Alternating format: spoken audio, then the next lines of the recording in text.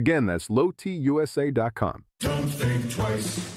Call Geist. Don't let a busted garage door get you down. Call my friends at Geist today. For 70 years, Geist has been the trusted garage door authority in Wisconsin. With brands like CHI and LiftMaster, they have doors for every budget and will even build custom designs to get your exact needs. For swift and reliable garage repair solutions, go to geistdoors.com. That's GEIS doors.com. You can also visit their amazing showroom in Brookfield, featuring hundreds of doors and openers and their custom design room. Don't think twice. Call Geist. This is Brian Balaga. You're listening to 94.5 ESPN. 94.5 ESPN is WKTI and WKTI HD Milwaukee, a locally owned Good Karma brand station. Three-time Wisconsin Sports Writer of the Year, Jason Wilde. There aren't any Jasons 12 and under. That's a dead name. Packers Hall of Famer, Mark Tauscher. How many kids do you hear, hey, Marky, it might be almost to the point of Ruth? Live from the Gruber Law Office's One Call That's All studios in downtown Milwaukee at the 3rd Street Market Hall. You love that name so much, you don't even go by it. If you call me Mark, I'm fine. I like my name. I like my name a lot. This is Wilde and Tausch. Wilde and Tosh. It's Wilde and Touch, isn't it? Presented by Pella Windows and Doors of Wisconsin.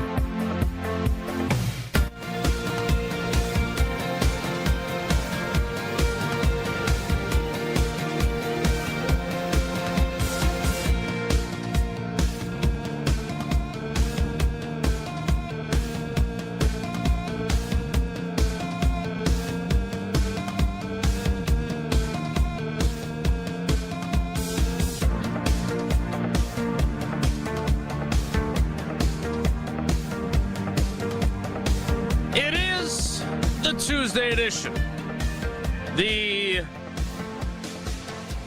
What was the most interesting thing to come out of the NFL meetings, which I was just telling Paul and the girls, I can't not go anymore. I got to figure out a way to go because I felt exposed. Thank you to Ryan Wood of the Green Bay Press-Gazette for posting so many videos so we could talk about a lot of the things that were discussed edition. I'm still intrigued by the disgruntled players. I'm still intrigued by Matt LaFleur not asking Rich Bisaccia why he was quitting. And I'm still intrigued by the fact that the Packers could still end up playing an overseas game, according to Ed Policy, who talked to the guys that are there covering the NFL meetings last night. And he also apparently took umbrage with the idea that he maybe should have fired Matt LaFleur edition.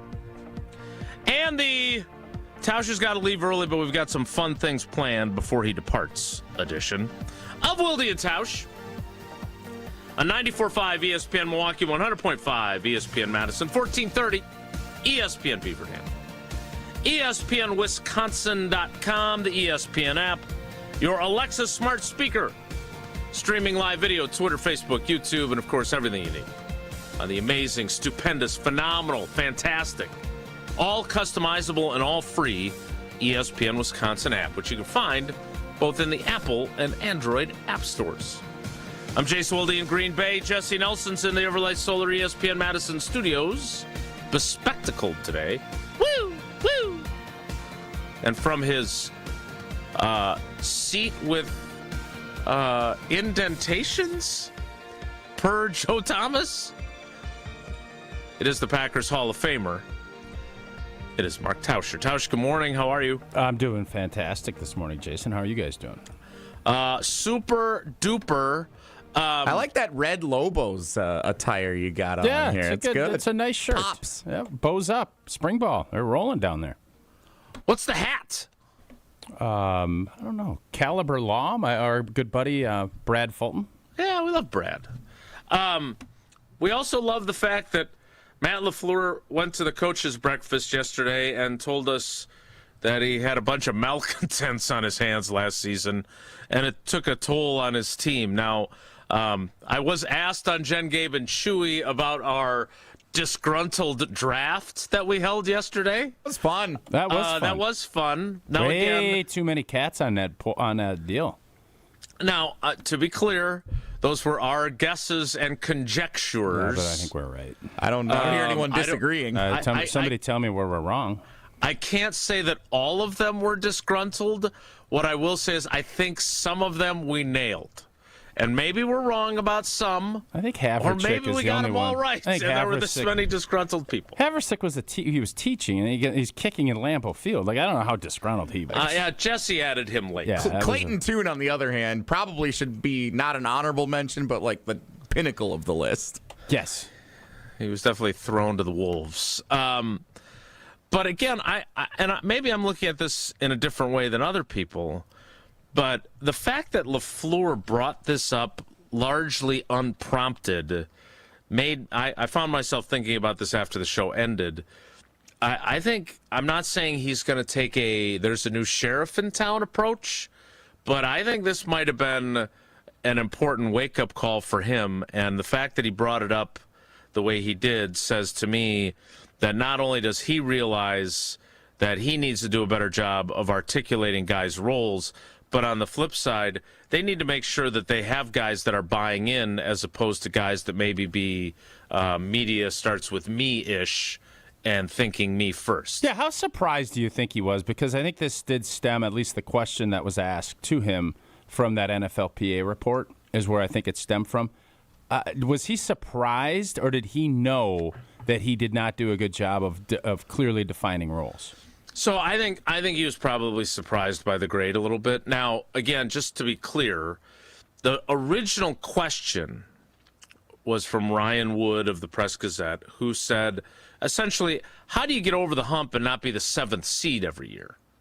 And then he offered up this, guys were unhappy with their roles, and that took a toll on our football team. And then one of the follow-up questions was, do you think that factored into you getting a B- in those NFLPA grades? And he had an A- the previous year. Now, again, I don't know how they weigh grades.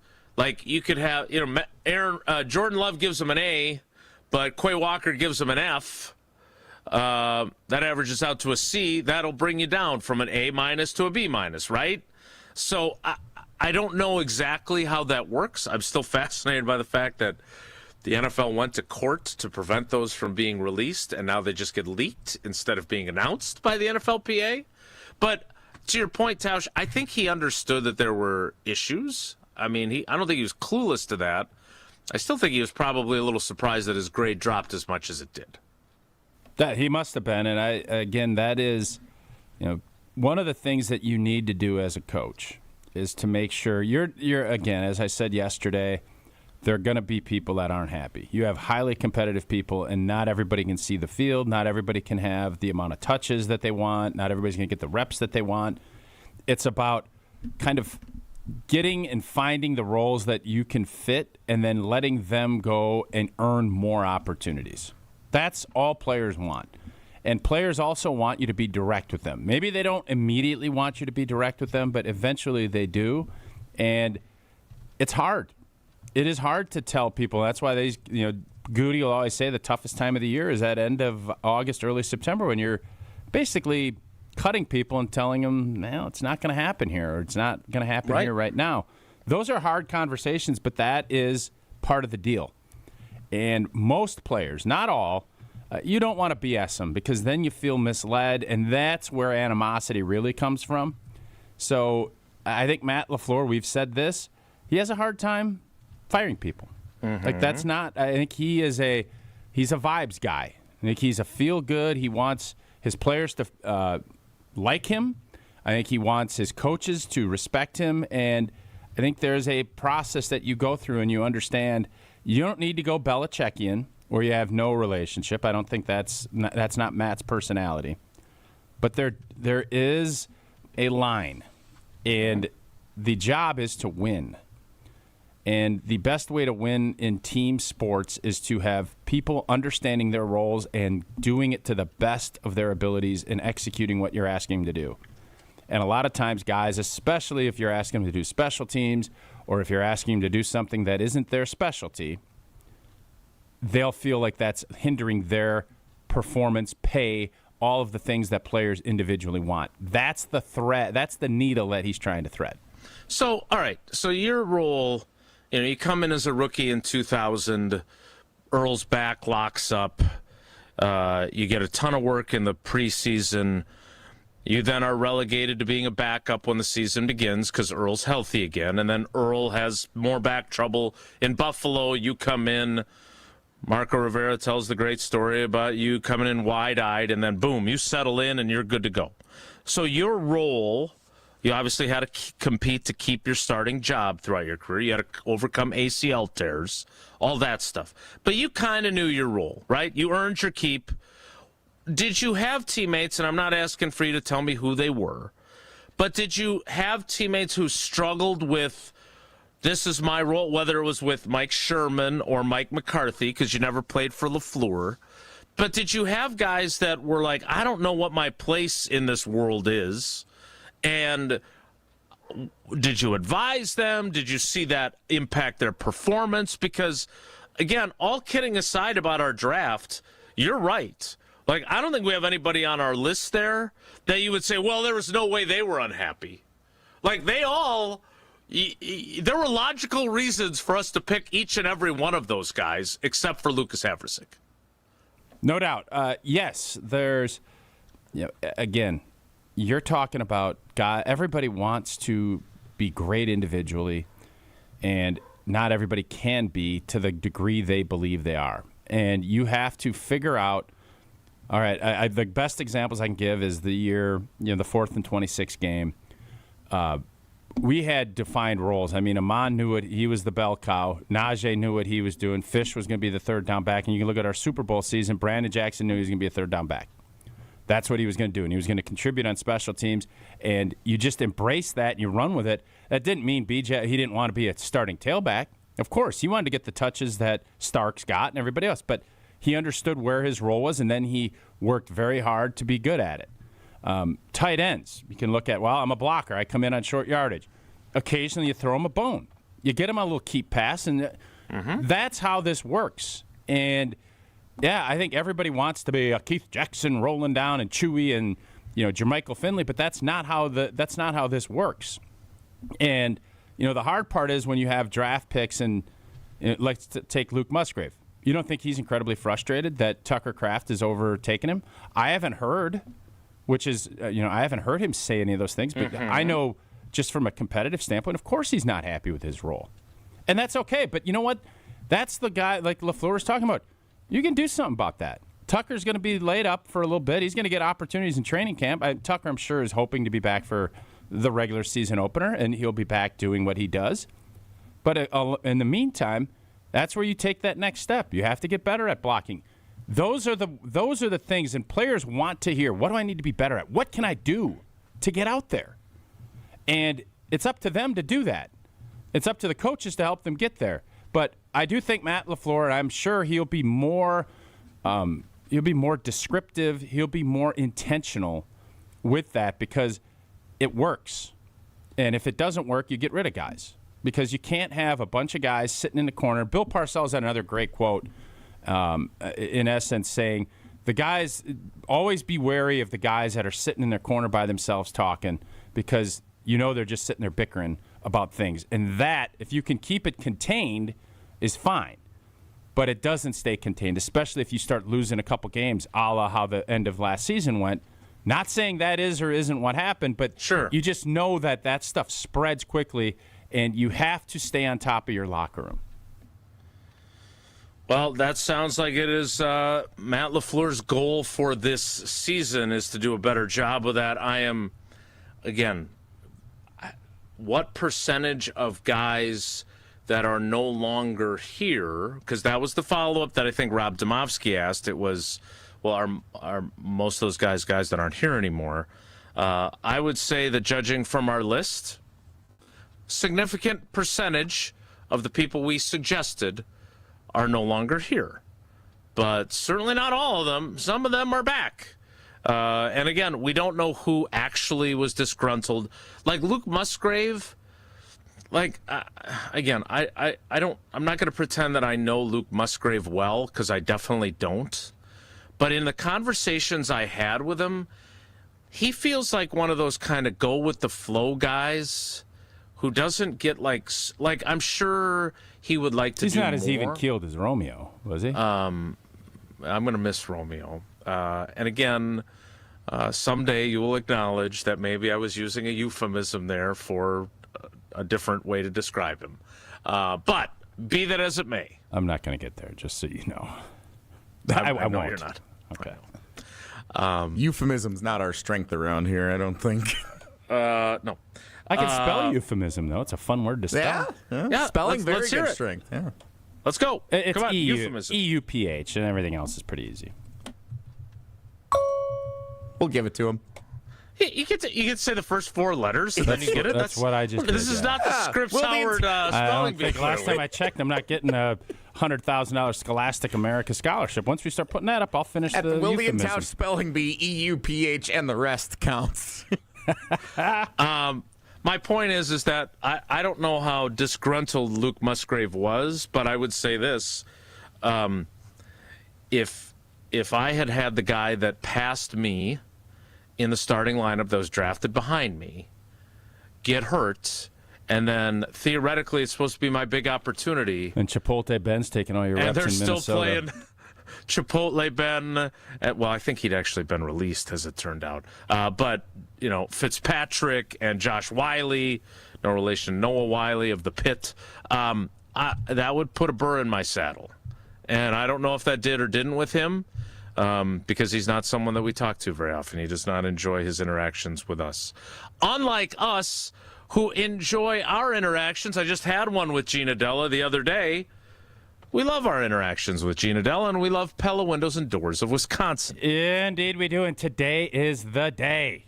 You better get moving. You got, I'm not going to do the math. Jesse can do the math. It's about 14, 16 hours, something like that.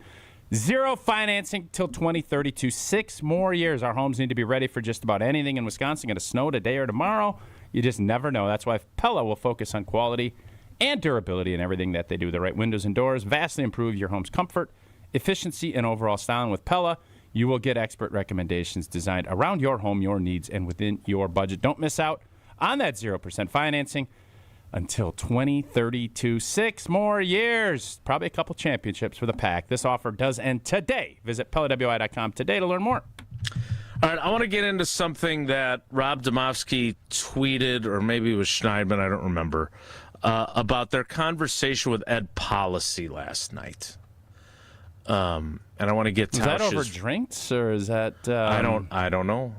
This is Late why I night got in the evening, lobby? yeah, like a little cocktail party. In the hot tub? They do have this kind of gathering the first night there, and I that was where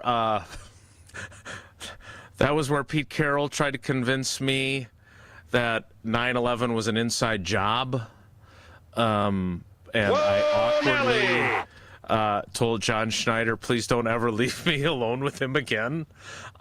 So I don't really enjoy that. There's billionaires. And so if you got a couple of guys to hang out with, it's much better.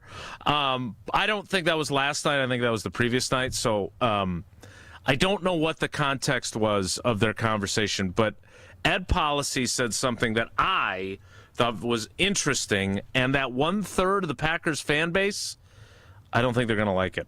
I'll tell you what it is next. It's Wilde and Tausch. This is Will Player of the Year. Left hand, and the game is tied. Kids magical. Wisconsin legend. Dump it inside. The back in. It's Kaminsky. Frank Kaminsky joins KBN. Who was your favorite teammate of all time? See, it's a baiting question because you want me to say you. On the Yingling Legends Line. No, I'm not. What? No, it's not. It's not me. You were annoying to play with. Yingling, America's oldest brewery, now available in Wisconsin. DG Yingling & Son, Pottsville, PA. Enjoy responsibly. $2.3 million. A recent Schwab survey of Americans says that it takes $2.3 million to be wealthy. Well, you may have had your financial plan set on a bigger or a more humble number. But if you're looking for added insights on how to get there or how to avoid some tax pitfalls on the way, Annex Wealth Management is ready to listen. Mark Tauscher here, and whether your situation is complex or simple, the Annex Wealth Management team can give you wealth expertise and guidance on reaching your goals. Annex Wealth Management. Know the difference. Good Karma Brands is proud to be an equal opportunity employer, providing equal employment, development, and advancement opportunities to all teammates and applicants. To learn more about careers with us, please send an email to talentacquisition@goodkarmabrands.com. That's talentacquisition@goodkarmabrands.com. There's nothing like Milwaukee Bucks basketball at Fiserv Forum. The dunks, the defense, the roar of 17,000 fans. It's even better when you're with friends or family. From jaw-dropping plays to buzzer-beating threes, every game is packed with unforgettable moments that you'll get to share together. So gather your crew and get your single game tickets today at bucks.com/single. That's bucks.com/single. Make your fitness goals last with Johnson Fitness and Wellness, the largest specialty fitness retailer in the country with 5 locations in the Milwaukee area. At Johnson Fitness and Wellness, you'll find top-rated treadmills, strength equipment, ellipticals, bikes, and more, all guided by certified fitness experts who match the right equipment to your goals, space, and budget. And with white glove delivery and installation, plus flexible financing options, you can build your home gym with confidence. Visit one of their stores today or online at johnsonfitness.com. Turn your dream kitchen into a reality with the IKEA Dream Kitchen event. Now through April 21st, IKEA family members save 10% when they spend $3,000 or more on section kitchen cabinets and eligible appliances and countertops. That's modern style, smart storage, and everyday functionality designed your way. Plus, section cabinets come with a 25-year limited warranty. Not sure where to start? IKEA's expert kitchen planners are here to guide you every step of the way. Your dream kitchen is closer than you think. So visit IKEA Oak Creek or IKEA.us today.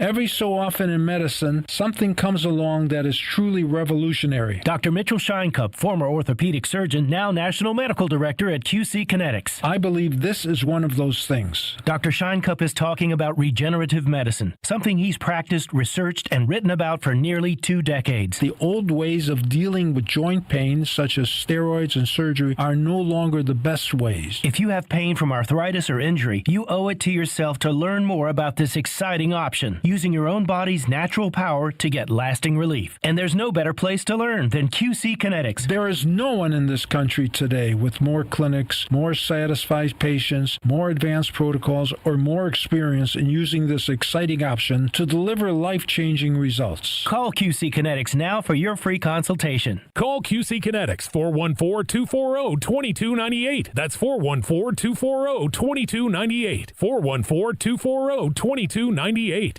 Hey, it's Rich Eisen. Tune into The Rich Eisen Show weekdays from 12 to 2 right here on 94.5 ESPN. You're listening to ESPN Milwaukee on 94.5 ESPN and the ESPN Wisconsin app.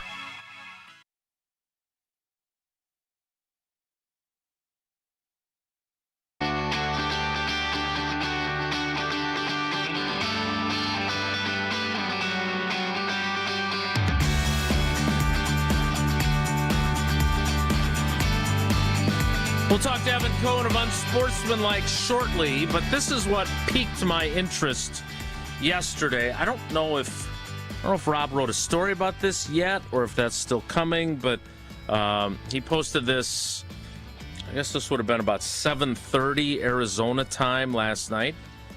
Packers president Ed Policy, speaking for the first time this offseason, discussed why he extended Matt LaFleur.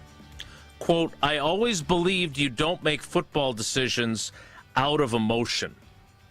Policy mentions 7 years of data on LaFleur and not making a Super Bowl is, quote, on all of us. Now, Tausch likes to bring up what I said at 1:30 in the morning on my way back from Chicago. I haven't done that in a while, though. You have not. That's true, and I appreciate that. But what I didn't know then was whether or not Ed Policy would act on emotion, because we didn't really know about what his approach would be.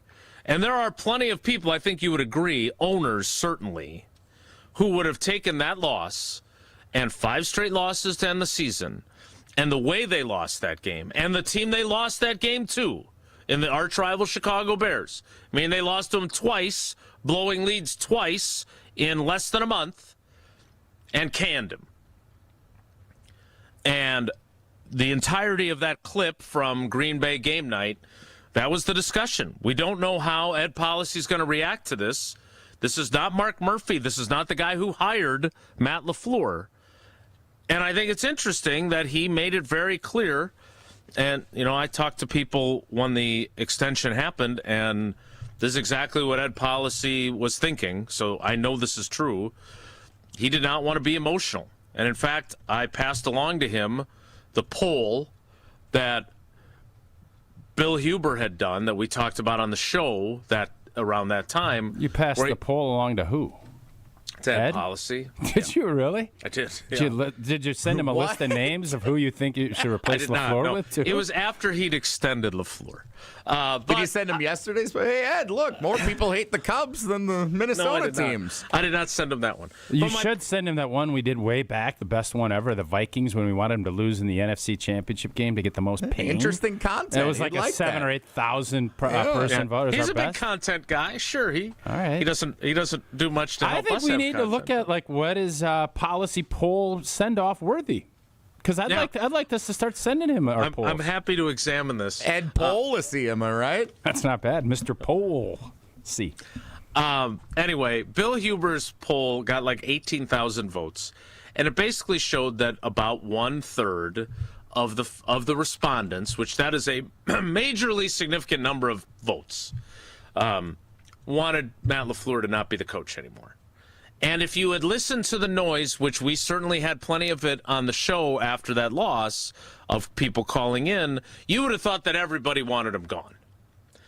Because nobody was calling with the unpopular opinion of, no, I think he's a good coach. It was super weird, though, because the Green Bay game night, it was a Saturday night game, I believe. It was everybody.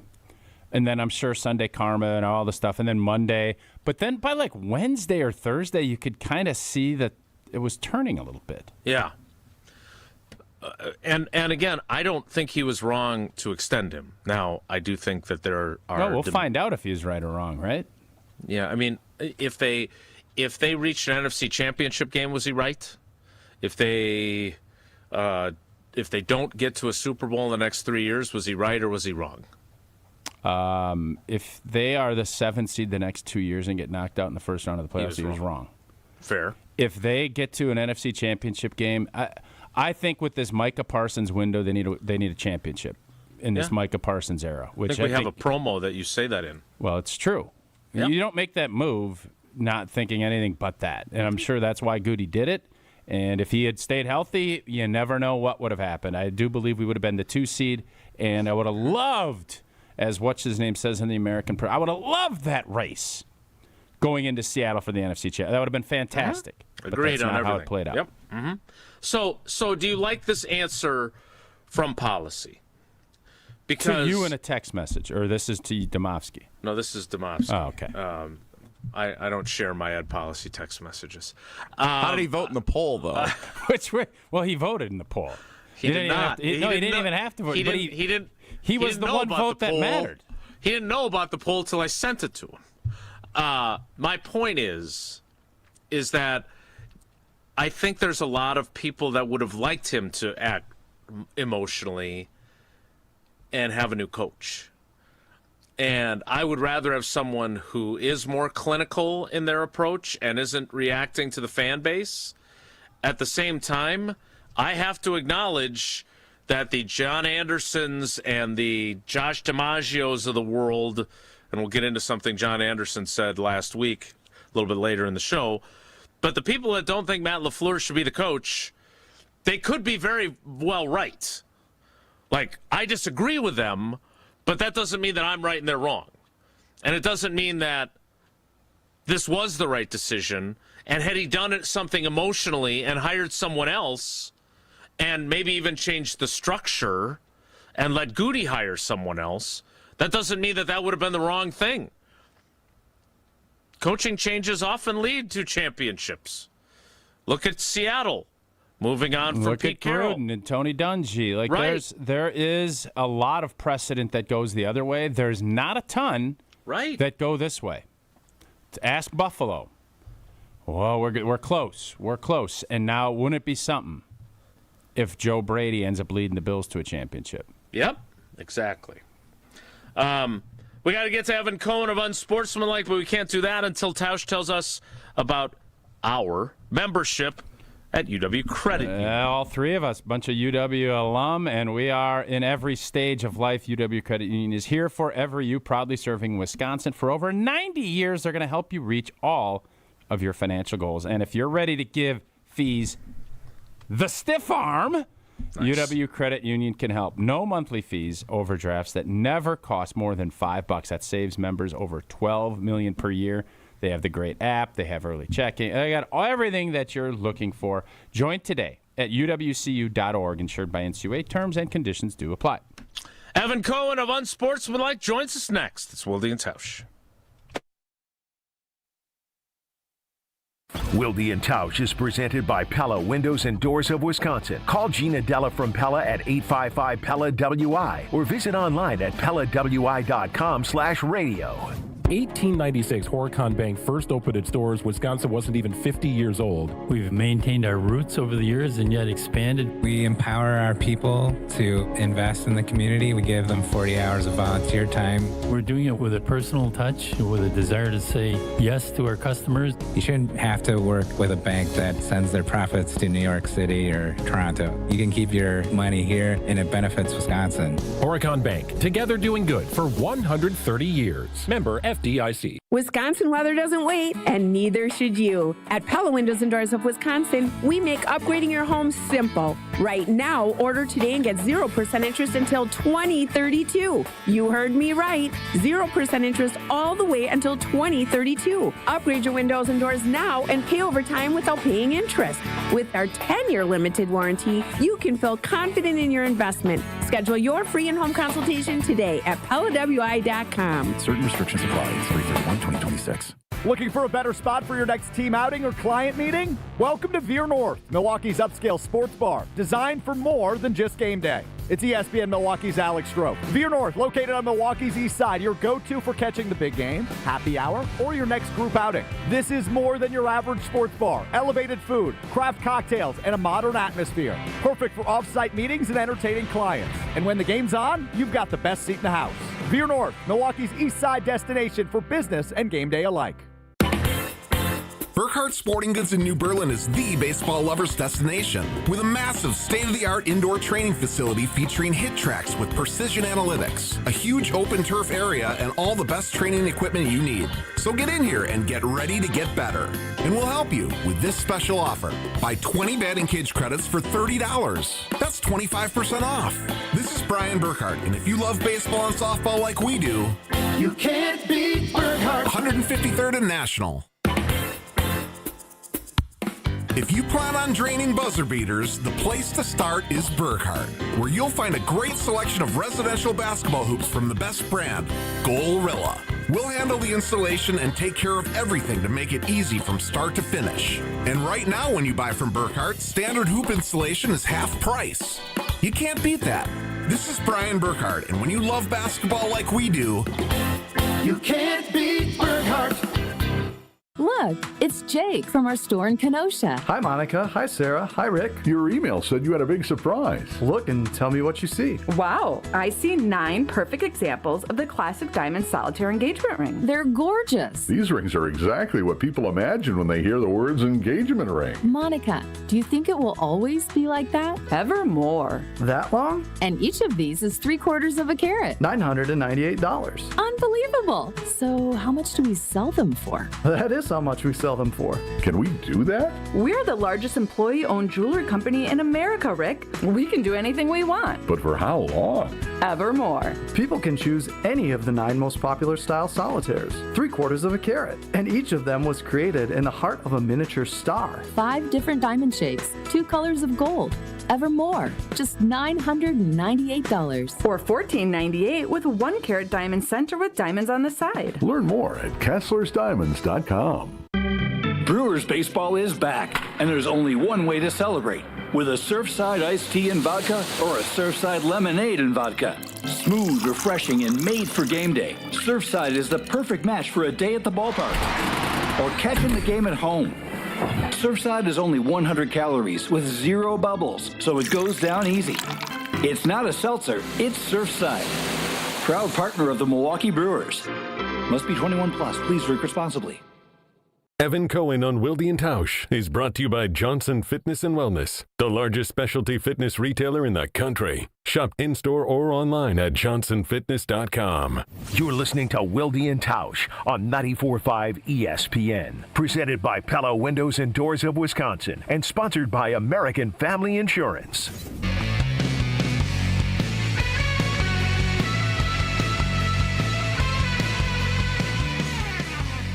When I was thinking about Evan Cohen's appearance today on the show, my first thought was, because obviously he has a national perspective as opposed to us, who are, focused obviously locally. I really want to ask him, what exactly is the national view of what Matt LaFleur confessed to yesterday?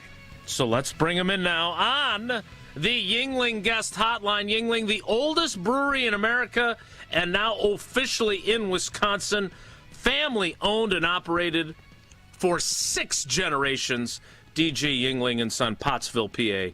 Enjoy responsibly. It is Evan Cohen of Unsportsmanlike on Wilde and Tausch. Evan, good morning. How are you? Good morning, guys. How are you? So I like the fact that Matt LaFleur was, candid about the fact that they had players last season who were unhappy with their roles and that it, quote, took a toll on our football team. I'm guessing that my opinion is not a universal opinion, and that this is also, in the minds of some, a bad look for the Packers head coach. When you heard that, what did you think? Well, which part was a bad luck, you're saying? The admittance of it or that it happened? That it wasn't addressed, that you weren't communicating with your players well enough that they knew what their roles were and they weren't disgruntled. But why do you think he wasn't? See, this is the thing that I think that what he did yesterday was admit failure, but I don't know that which way we understand the failure to be. In other words, did he not address it? Or did he try to address it and it didn't work? Either way, in any leadership position, it is your job to figure things out, and it's not always easy to do. And every single person is coached up differently. I mean, the two of you, not to get too personal, have had an unbelievably successful show, but are made up very differently, right? If somebody's going to work with Mark versus working with Jason, you got to do it differently. And that's not to say one is better than the other. Thank you, Jesse. This just tells you how heroic Jesse is back here. Yeah, some have said Jesse Lombardi. I mean, Nelson is what normally he goes by, but Lombardi, according to others. Not the first time I've heard that. Yep, I don't know. Is it Lombardi? Is it Alvarez? I get confused in terms of the legendary status of one Jesse Nelson. But you two are made up differently on the same team, in the same starting lineup. Right? And so how do you go about that? So did Matt LaFleur yesterday admit he never addressed it, or he tried to address it and it didn't work? That's what I'm not sure of. Yeah, and I also don't know who he's talking about specifically. Well, we had a list that we put out yesterday, and we'll tell you who those people might have been. Well, why don't you tell me the name of the movie? Why? Thank you, Kramer. I don't know, and that was not the follow-up in Arizona, but I got the impression. Well, are you taking shots at those who were following? No, I'm not at all. It sounds like it. Tausch, what do you think about that? Sounds like it's too early in the show for me to do that. I'm not going down that road. Okay. And I don't know what Matt LaFleur would have said had someone asked him, hey, well, did you try to communicate? Did you feel like you were communicating roles clearly? Because after the fact, he admits, we need to do a better job of communicating. Obviously, this means we weren't communicating well enough. That's not what I'm wondering. I'm wondering if you thought you were communicating sufficiently when this was actually happening and you didn't know how disgruntled they were. And Jason, is it assumed wide receiver? Is that what we're assuming? That's definitely a piece of it. Well, we did have a few on the list, yeah. There's 2 or 3 wideouts on there, yeah. Okay, so is it one of those things where people say, if you have 2 quarterbacks, you have no quarterbacks? There is an aspect of this of maybe we all celebrated the Packers wide receiver depth last year, and maybe the problem was that they had too many wide receivers. this is a thought that I have had multiple times, that there's no clear-cut number one, and there's a bunch of guys that all think they're deserving of that. And as Tausch astutely pointed out, wide receivers are always feeling like they're not getting theirs, and it comes down to the quarterback managing that group to make sure that doesn't become a big problem. Shots. I like where we're going here. Wow, throwing out the first pitch. And Are you? I'm sorry. I was told you haven't been on the show lately. Are you looking to stir the pot because you've had a few days off from your show? Is that what's happening here? You just put it on the quarter. I love how Jason says, "I was told," as if it's not public for the nation to hear or see. We have a pretty big platform, but yes, you were told correctly, Jason. No, what I'm saying is, if you are correct in that wide receivers by nature want the ball, and if the quarterback is not doing a good job of explaining why, hey, wide receiver A, I need you to block so wide receiver B can do X, Y, and Z, that is on the quarterback and the coach. I mean, here's what it comes. No, I'm not looking to stir the pot more than normal. Here's what it keeps coming back to, okay? It is the same question masked differently that we continue to have. What exactly are Love and LaFleur? Not bad, obviously. Both long-term deals. Both have the belief of the franchise, even with a new person running it. I know he was there, but it's, to me, a new person running it. Mm-hmm. What are those two? I think it's a fair question. And it's one, you're right, we've asked it a lot. But differently. It's every time we ask it, it's for a new reason. It's, contract extension time. Is it, in comparison to other teams in the division because of all of the hype around the Bears and then previously the Lions and then Kevin O'Connell, everybody says is God's gift to coaching. And I'm not saying he's not, but we keep asking this question about these two and we just do it different ways. And it's kind of a wild thing to think because we still don't know. Jason, who of those two has evolved better over the course of their career in Green Bay? First of all, that's a really good question. Second of all, I just wanted to make a quick point before I answer it. Sure. And that is that when Tausch said that yesterday, I didn't take it as necessarily an indictment of Jordan Love. Look, I think it's two things that are combined that create whatever that environment might be in that wide receiver room, despite thinking that Christian Watson is a good leader, because Christian Watson didn't play the first half of the season. It's that there's no Jordy Nelson's the guy, Devontae Adams is the guy. Yeah, Greg you remember Jennings when the old receiver coach said, they asked who the number one is, and said, we'll find out when we pay him? Well, nobody's gotten paid yet. Correct, exactly. So I think that's part of it. And then to Tausch's point, you had two quarterbacks who had very strong personalities, and if there were disgruntled wide receivers, they were going to take care of it. And Jordan Love is not the same type. He's more one-on-one conversation leader than get after guys. But you can still address guys one-on-one and handle the business. You don't need to go into the receiver room and make a big spectacle. You could pull Matthew Golden aside and say, hey, you're a young guy with a future is bright. We love it. You're going to be great for us. You got to start doing X, Y, and Z at practice better. You need to do this. If you want to get more reps, you need to do this. Stick with it. Don't get disgruntled. Don't be pouting. And I don't know if he was pouting. You'd have to answer that. Yeah, but I don't know. Is that really a possibility that Matthew Golden as a rookie was the one that's behind this?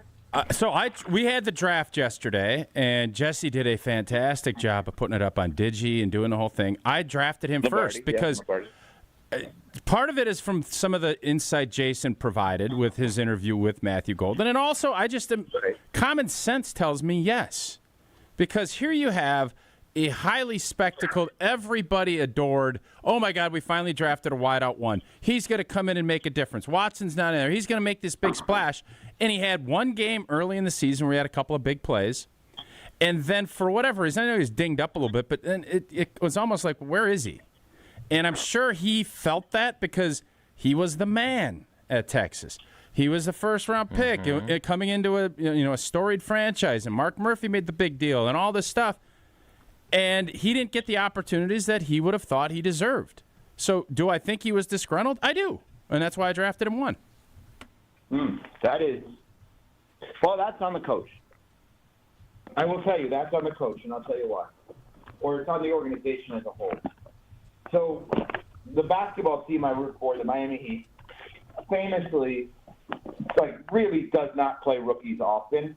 And if you do, if you are a rookie and you play, it is because you have earned your time in such a way. But that's, pretty known, right? It's pretty known. It's pretty established. It's like the de-recruitment. How I'm sure – well, actually, you're a bad example because you've been an underdog your whole life. But, I'm sure a highly recruited guy comes into Madison that Coach Alvarez recruited the hell out of. And then he gets there, and Coach Alvarez is like, you've done nothing here. Are you kidding? Who do you think you are, right? And so maybe that was not communicated to Matthew Golden of cool, you were great at Texas. You're a first-round pick. You're the first-round wide receiver we've picked in forever. But, you ain't done anything like Watson or Dobbs when healthy. Who do you think you are? Jaden Reed's already ahead of you. What? You're not anybody for this team. You got to prove this. Was that communicated that way? I don't know. Well, Evan, I think that gets into the other part of our discussion that we had yesterday, which is, are we dealing with a different type of player with – and again, I want to – let me circle back for a second. We don't know – exactly how Matthew Golden felt. We don't know the degree to which he was disgruntled. I talked to him late in the season, and he was frustrated, and he was downtrodden that he was not having a more productive rookie season. Downtrodden, frustrated? I would guess that he was. Okay. And we talked about the fact that the two wide receivers drafted ahead of him, Teteroa McMillan and Emeka Ibuka, both were on their way to leading their team in receptions and yards, and here he is, basically the sixth man. So they're also physically enormous human beings, and he is not. Well, and they went into situations where those teams drafted him. I understand that they had Mike Evans in Tampa, but he is toward the end of his career. They didn't even bring him back now. They went into different situations. This is why the Packers don't draft wideouts one. This is why it's 24 years. Because they have a ton of success. Let me finish. Okay, go ahead. I'll decide if it. You just stumbled on something. This is a weird way of asking it. Did the Packers cave to peer pressure in the draft? No, I don't think so. You think it was because it was in Green Bay they felt that? The Packers do things a certain way because they see, just like they draft quarterbacks when other teams don't, because they see the value in sitting. They look at the wide receiver position, not at the same level, but they look at the wide receiver position very similarly. You have, fortunately, 30 years of Pro Football Hall of Fame quarterback play.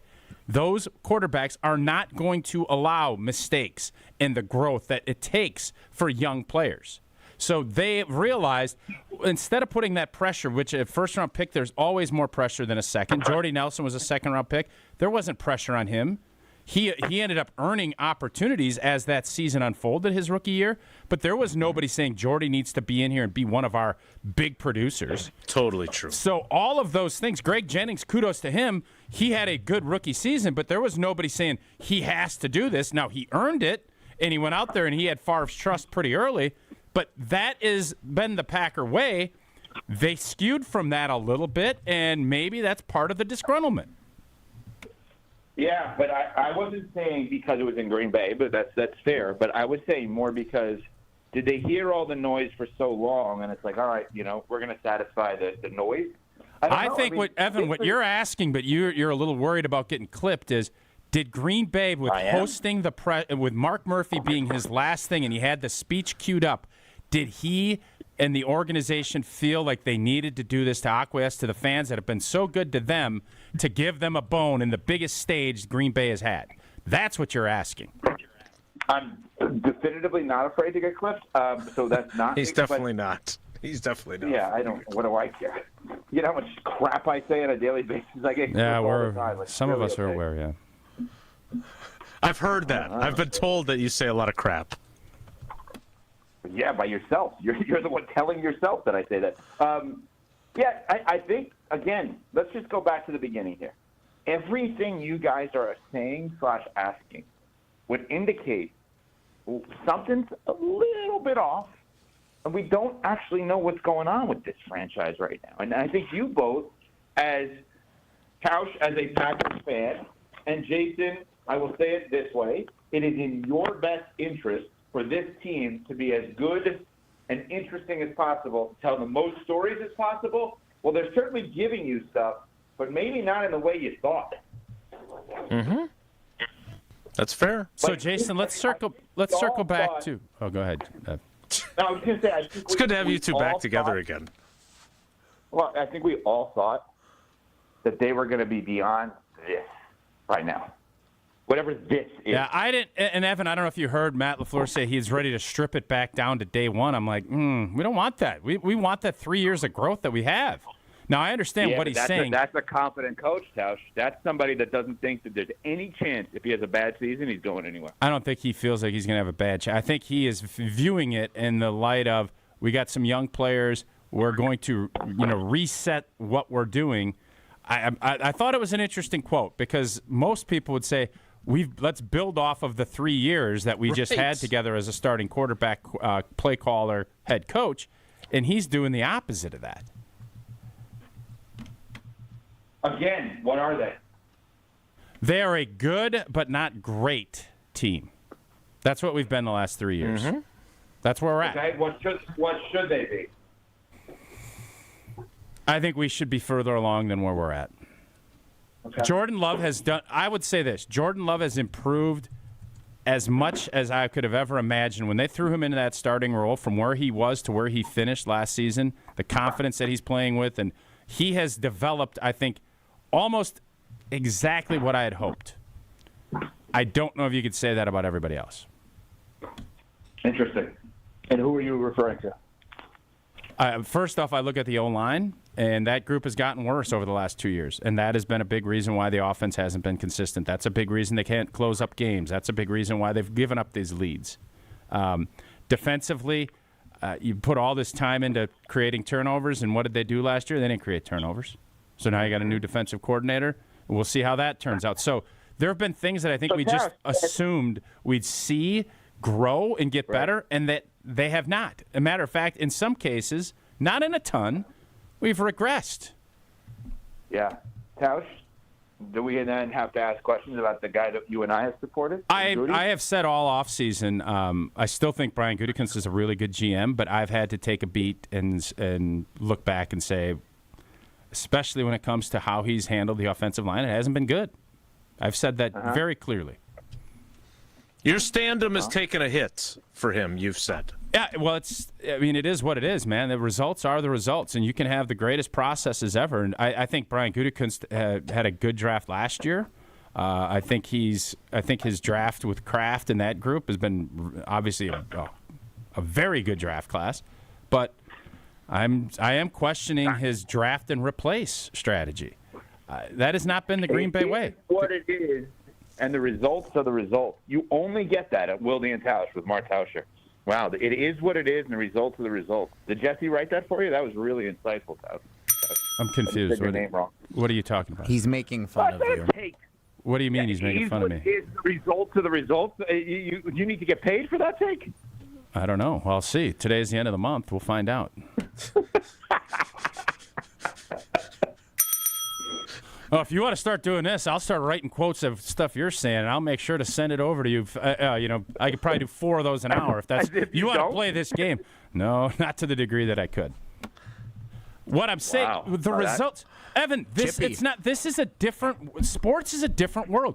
You can have all these great processes, but the bottom line is you're going to be judged on your results. This isn't hard. You're asking me if my Goody stand-him, if we didn't won a Super Bowl, I'd say he's the greatest GM ever because you know what? They put it together and it won. John Schneider picked up Rashid Shaheed, and that move alone probably got him a Super Bowl. Mm-hmm. So it's a great move. I don't know, like you're picking at me about it, but I don't understand what you're picking at about because this is black and white. Like you win or you lose, I'm going to be wrong, you and I, because we have been the 2 biggest supporters of Brian Gutekunst at different times, saying that I've said, I don't know if you said it this way, I have said at different times, I believe he's the best general manager in the sport. Well, that's ridiculous. He's right not now anymore, with no. John Schneider and Howie Roseman run circles around him. And you know what? Jason will love what I'm about to say. And I think there's a chance that if Elliott Wolf is actually running the Patriots, that he runs circles around them.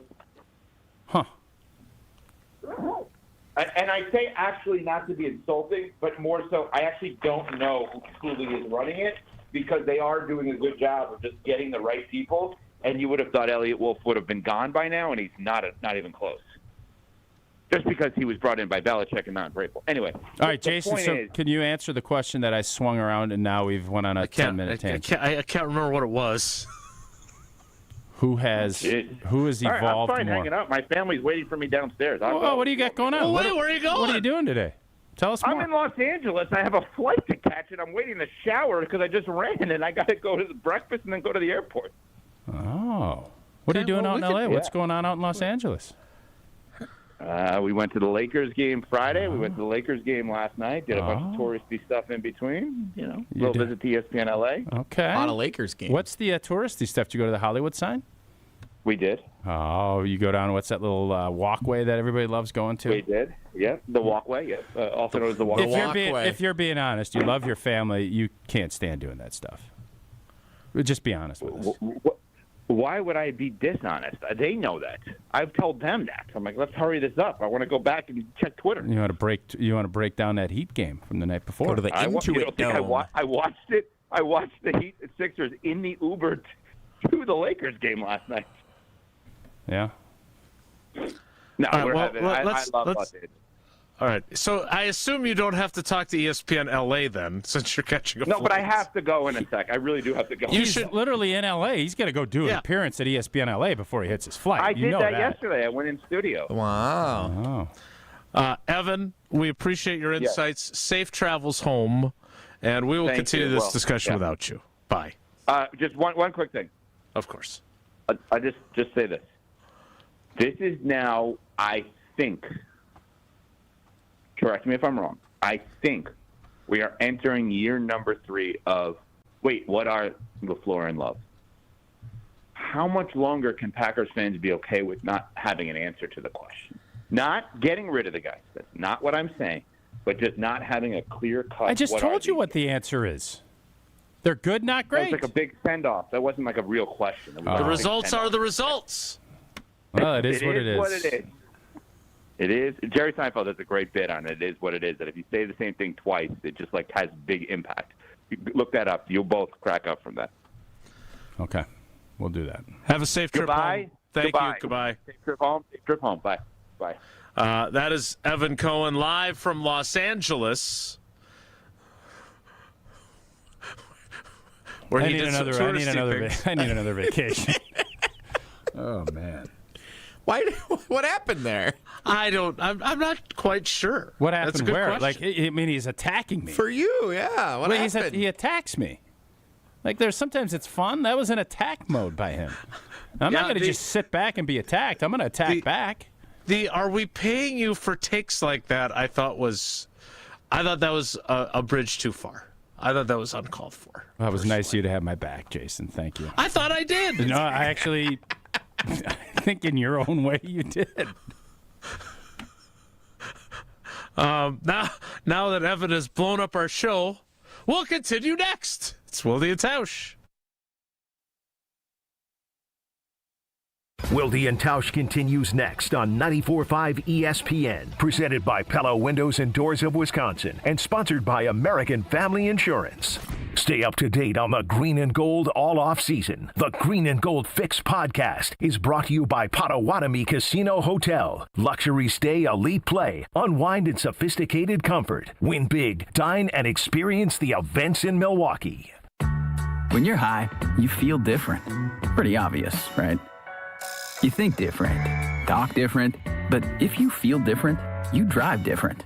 So if you're high, just don't drive. Brought to you by NHTSA and the Ad Council. Life's better with Drive My Way from American Family Insurance, because we know it's more than just a car. It's your escape pod, your adventure mobile, your memory maker. And we help protect the dreams that drive you. Personalize what you pay for auto insurance and you could save between 10 and 35%. American Family Insurance. Get a quote and find an agent at amfam.com. Products, pricing, and availability vary based on the way you purchase insurance and by state. Unsafe driving behaviors may increase your rate. American Family Mutual Insurance Company, SI, and its operating companies, 6000 American Parkway, Madison, Wisconsin. Wisconsin. There's nothing like Milwaukee Bucks basketball at Fiserv Forum. The dunks, the defense, the roar of 17,000 fans.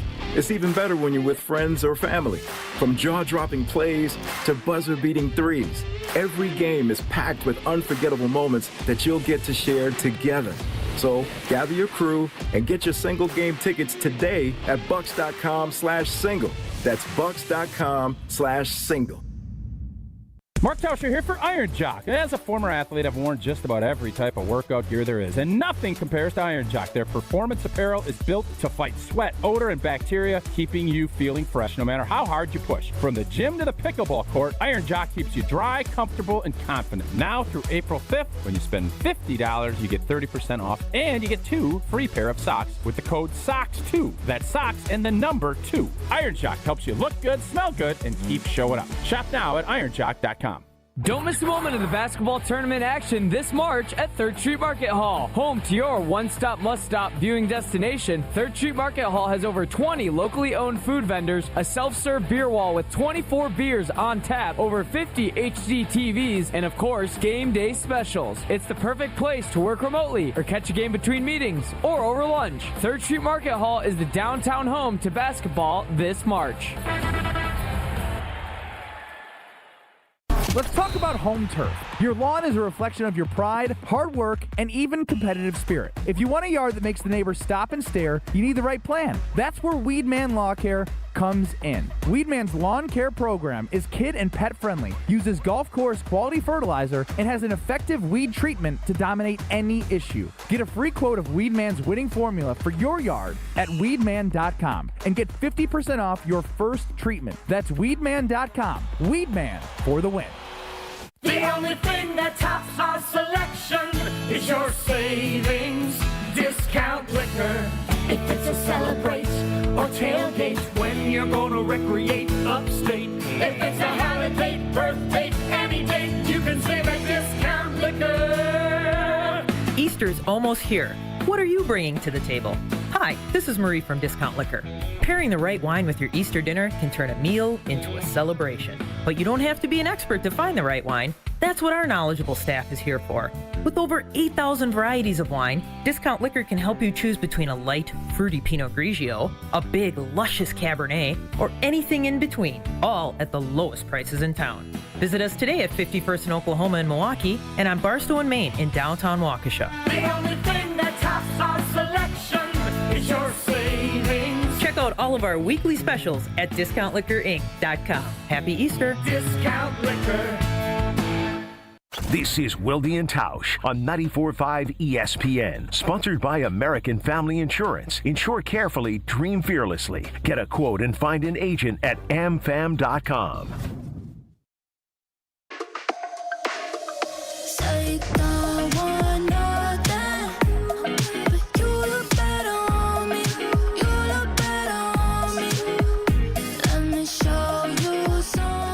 Thanks, I think, to Evan Cohen for joining us from Los Angeles as he travels home after a trip with his family. I don't know if there's anybody that probably likes vacationing less than Evan Cohen.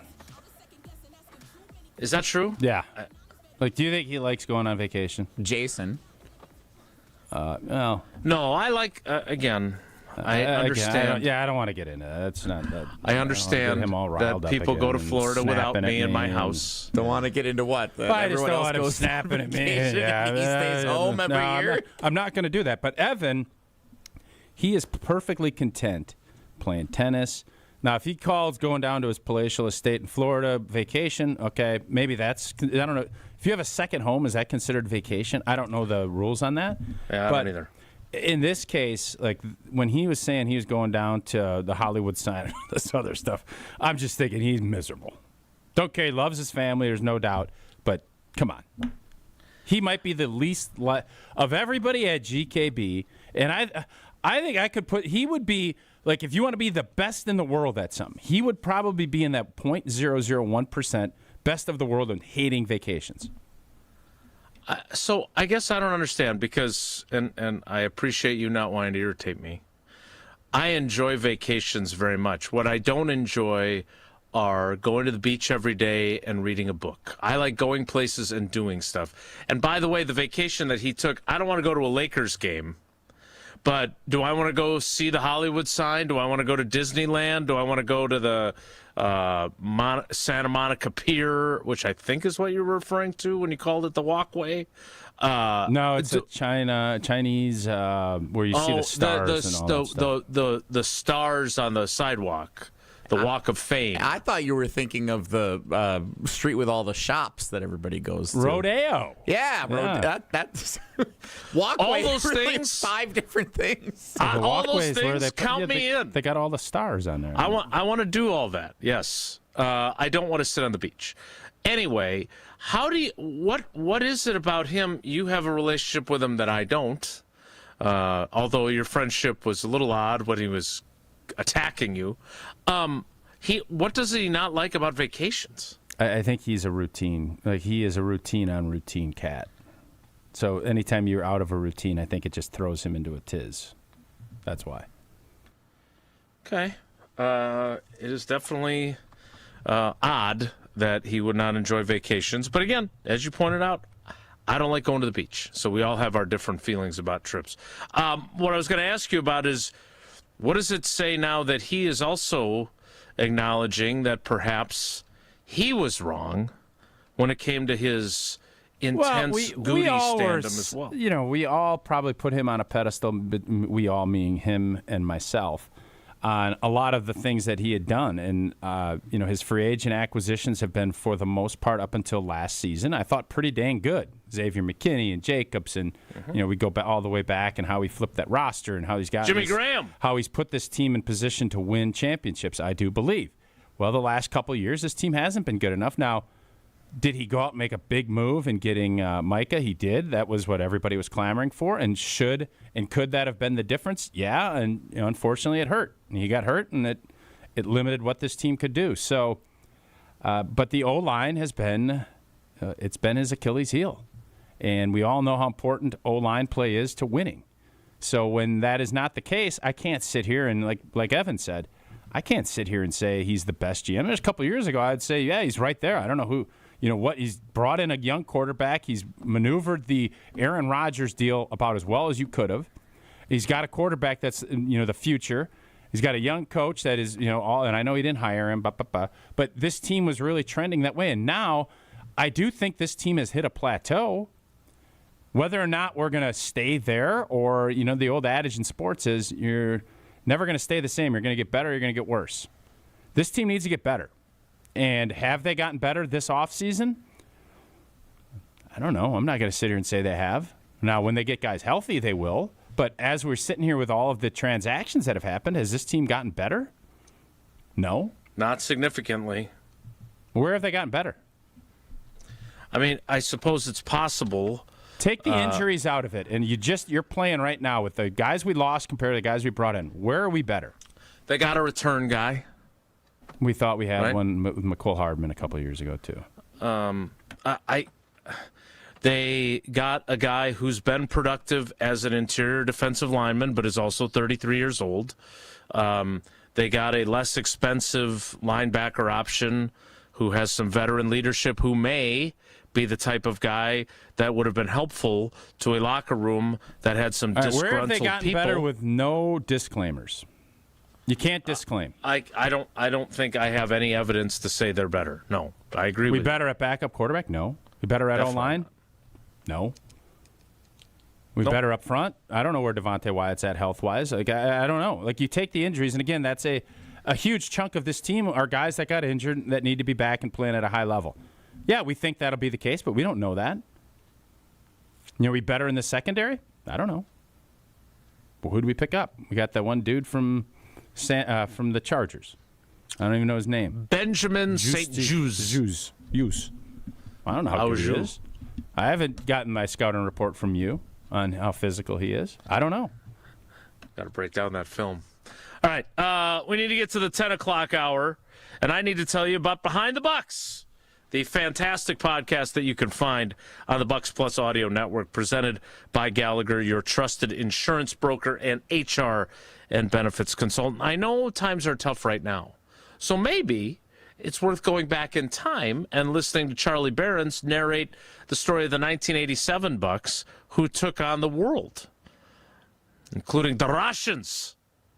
That's right now the story that's being told, narrated by Charlie Berens on Behind the Bucks, presented by Gallagher. You can find Behind the Bucks on Bucks.com/plus, the Bucks app, the new ESPN Wisconsin app, and wherever you get your podcast. Behind the Bucks, presented by Gallagher. The 10 o'clock hour starts in 2 minutes, so stick around.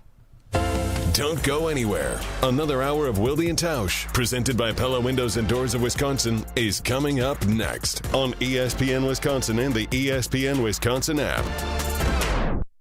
Mark Tauscher here, and you know I love a smart play from the pocket. That's why I joined UW Credit Union. With their mobile banking app, I can make smart plays from anywhere. And with rewards checking perks like early payday, I score my money sooner. Stop by any of their local branches or visit uwcu.org to join and make the smart play by becoming a UW Credit Union member like I did. Federally insured by NCUA. Terms and conditions apply.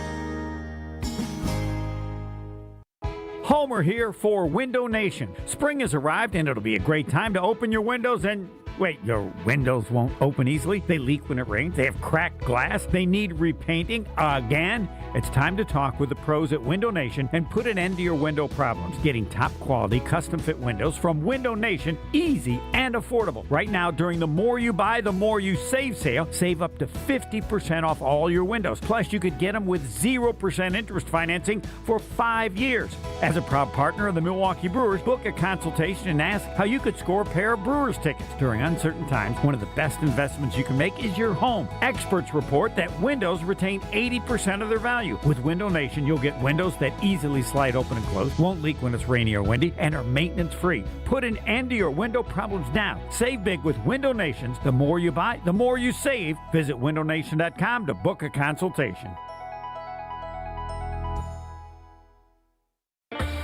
From office lunches to family celebrations, Cousin Subs has the crowd-pleasing catering you need.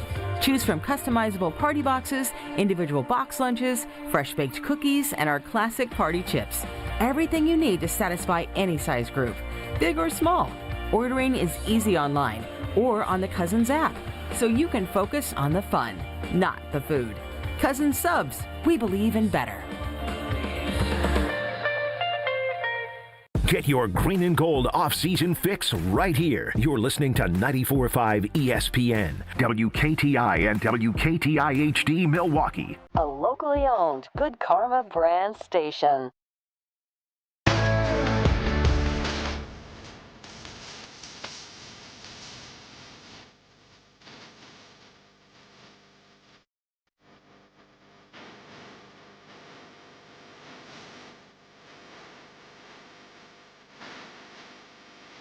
The 10 o'clock hour of Wilde and Tausch begins now.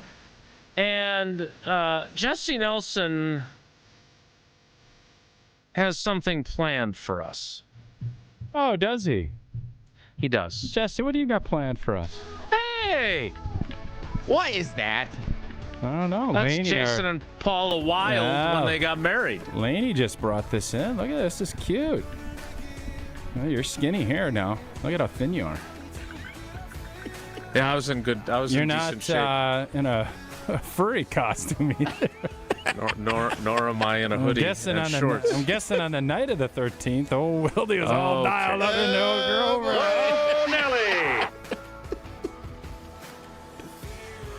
Oh, Nelly! 17 years it'll be in June. Let's see. I have the dates right there. Paula and Jason Wild. Yeah. June 13 of 09. What a day that was. A day in infamy. So how'd you get your hands on that? A lot of hearts broken across the greater Green Bay, Dane County area. Huh? For Paula no longer being available, yes. How'd you get your hands on that, old boy? A fan sent that to our studio. A fan? What? Yeah, I got a note, and he or she had asked me to not reveal, and you are supposed to figure out who would have sent it. Well, it would have been somebody that attended the wedding. Maybe. and decided that they didn't want that anymore. Or they maybe went to Goodwill and found it and brought it in. Well, that was nice of them. You just got re-gifted Jason Apparently. and Paula bobbleheads? That is what I believe happened. Well, yeah. so I had an agreement with Matt Hamilton that he was going to give me one of his bobbleheads of himself, gold medalist Matt Hamilton, curling, and I never received that, so I never gave him mine. And I'm very intrigued now how that has come into your possession. But I do look good. I was look great. Reasonably skinny back then. You look great. Yeah, 17 years takes a toll on a man. Doesn't really look like. Yeah, it does. Come on. You think it does? Okay. That's all that really matters is that you think it does. All right. You be the judge. Okay. He's got them too. Yeah, I have a few extras, Jesse, if you want one. We had over 200 people at our wedding, but we ended up with a few extra bobbleheads if you're interested. Or apparently you just go to Goodwill.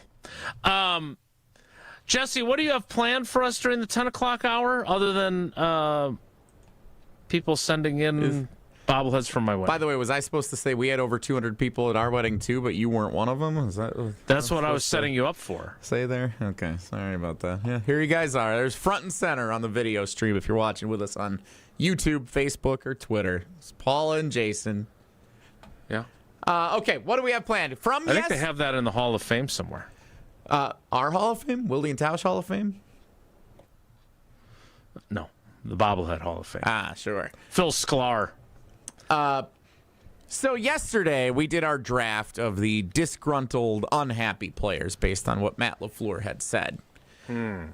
And near the end of the show, Tausch proposed the idea, let's flip the conversation today, and let's actually try and think about all the players who were happy with their roles last year, as opposed to what Matt LaFleur said of the players who were unhappy. Think it's going to be a shorter list than yesterday? It'll be harder to find. I know who I would have as the unanimous number one. Micah Parsons. Yep. All right, Micah Parsons, then I'm thinking, number one. But he's not, because he's rehabbing a blown-out knee. Like, yeah, but he's happy with. Well, that's not your role. He got paid. Yeah. He loved his role. They let him do whatever. I mean, the previous defensive coordinator loved him. He gets to do whatever he wants, which he should. So my thought was we can divide this conversation, part one being the offensive players who were happy, part two being the defensive players, and we can talk about how they fit in the Let's do the side of the ball that we think has the shortest list, since it's already somehow 10-16. Well, which side do you think that is? That's offense. Yeah, I would tend to agree. All right. So Jordan Love, was he happy? Yes. Jordan Love would be at the top of the list offensively. Malik Willis would be, but he's not on the team anymore. So That's fair. We're still looking back, so it's okay. Okay. Josh Jacobs, was he happy with his role? I don't think so. I would agree. Why not? Because he didn't enjoy getting hit behind the line of scrimmage as often as he didn't have the success that he was looking for, and then he was banged up. He was all banged up and binged up. I don't think he felt great about his role last year. Yep, I would agree with. I know it's our show's better when I disagree with him, but I agree with Tausch. Tucker Kraft. Oh, prior to the injury, yeah, he would be right there with Jordan. Yeah, well, prior to the injury, yeah. After the injury, definitely not. Who else? I think Christian Watson, once he got back and healthy, was very happy with his role. Maybe I'm wrong, but I would think that he would be up at that list. Zach Tom got paid and I think was playing his position that he wants to play, so I think I'd put him, but he was banged up all year. It's pretty limited. None of the O-line. None of the other tight ends. Maybe Wiley. I mean, he caught a touchdown. He did. What wide receiver would have been happy? Romeo probably was okay with it, but I mean, he's just not. I mean, Watson, Kraft, Jordan, Malik. That's my list. Emmanuel Wilson probably wanted the ball more. Well, he's out of there. That's why he went somewhere else. I mean, Romeo Doubs is making my top 5, and that should tell you where we're at. Yeah, like short the list. offense, I think there's a lot of disgruntlement on the offensive side of the ball. I tend to agree. So, did we miss that last year? Like, I feel like our eyes were open to this yesterday when Matt LaFleur said We it. saw the Josh Jacobs disgruntlement, but it wasn't that big a deal because he was still out there and he was still doing it. And, And as Tausch always says, winning covers up a lot, and they were winning. They were 9-3-1. Let's not forget that. And then everything went to hell after that. But, like, even if there were guys that were disgruntled, they were winning anyway until they weren't. Yeah, because I can't imagine Sean Ryan was all very gruntled. I don't think. No, not when he gets benched and doesn't play Jordan against Morgan Arizona. certainly wasn't. Maybe Belton probably was gruntled in a nice way. I think Belton got a lot of opportunities that he got. Belton, after he got chewed out repeatedly in the preseason and even got but that's ball. Clipped. That's ball.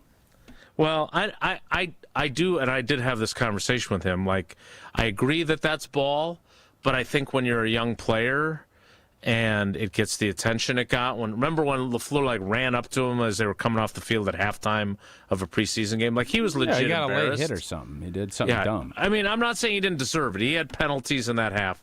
But my point is that is something that, as a rookie, he had to get used to.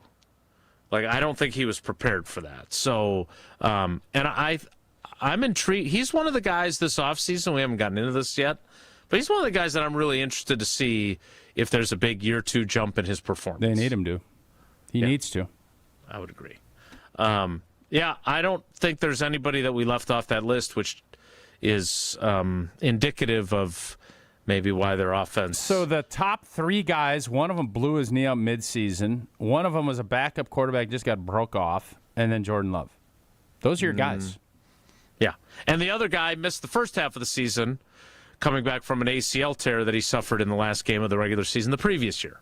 Yeah. Yeah, there's not a lot of contentment. And again, you don't need it. You don't need it to be all content, but you don't want. I mean, I would think of 11 starters, I'd want at least half of them to be very happy with their role. And I don't think that's the case. So I just want to ask this now before we move to the defense. So does this also mean that the Gutenator and the philosophy of how he has chosen to build the wide receiver room was erroneous? Was misguided? Like, is that because if people being unhappy with their roles, according to the head coach, quote, took a toll on our football team, and we think some of those people play a position that its default setting is to be less than thrilled with your opportunities, does building a wide receiver room where there's all a bunch of guys that are in the mix but nobody's the guy, does that exacerbate the issue that usually happens in that room anyway? And is that a bad way to build a wide receiver room? I think it's very good to have roles. And I don't think it needs to be like they're set in stone, but you want to have guys know this is what's going to be expected of me. These are the opportunities that you're expecting. And I think Goody had hoped that things would have sorted themselves out better than they have. But realistically, with some of the injuries and some of the other things that occurred, that never took place. And when you have that, you end up with more. You don't have a sound, like, bordered deal. You have just a mass of stuff, and you're like, how do we make this work? Mm-hmm. That's hard to do. And so if I had to answer your question, I would say I don't think it worked out exactly. I think he likes the talent, but I don't know of anyone elevated to the degree outside of Christian Watson, and Christian Watson hasn't been able to do it consistently enough to make it feel like he is our guy, this is our bell cow. That hasn't happened. And now Matthew Golden's coming in. He's going to want to bell cow it. How you balance that's going to be very interesting. And then now you're not even looking at the guy that's led the team when he wasn't hurt in receptions in Jaden Reed. So it's a room that needs to figure it out. And I don't think you're going to add anybody else to it, but I don't know. Maybe you will. All right, we'll get to the defensive side of the ball coming up next. And we will get to Hard Rock Casino Rockford a week from tomorrow on our little field trip. Indeed, we are hitting the road to one of our favorite places. We're heading. Wilde and Tausch will be live. Do it live from the Hard Rock Casino Rockford next Wednesday, April 8th. Jason, myself, and Jesse, we haven't figured out who's driving yet. will be on site from 9 to noon for the show, and with over 175,000 square feet of gaming and entertainment, who knows what we'll get into at the Hard Rock after the show. Can't forget about the diverse dining options, museum-worthy memorabilia, and the sports book that I know will look at some Brewers stuff. I'm sure we'll dabble with some preemptive Packers stuff as well.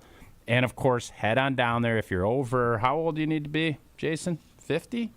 55. 55. If you're over 55, Wednesdays, they're the day to be there. You get 50% off of meals of $40 or less. Again, we'll figure out how to get that all redeemed. You go in, you get it done. Don't take any to-go orders, Jell. They ain't going to have your grandpa come down and get you. Understood. So you can't do that. Come see us next Wednesday.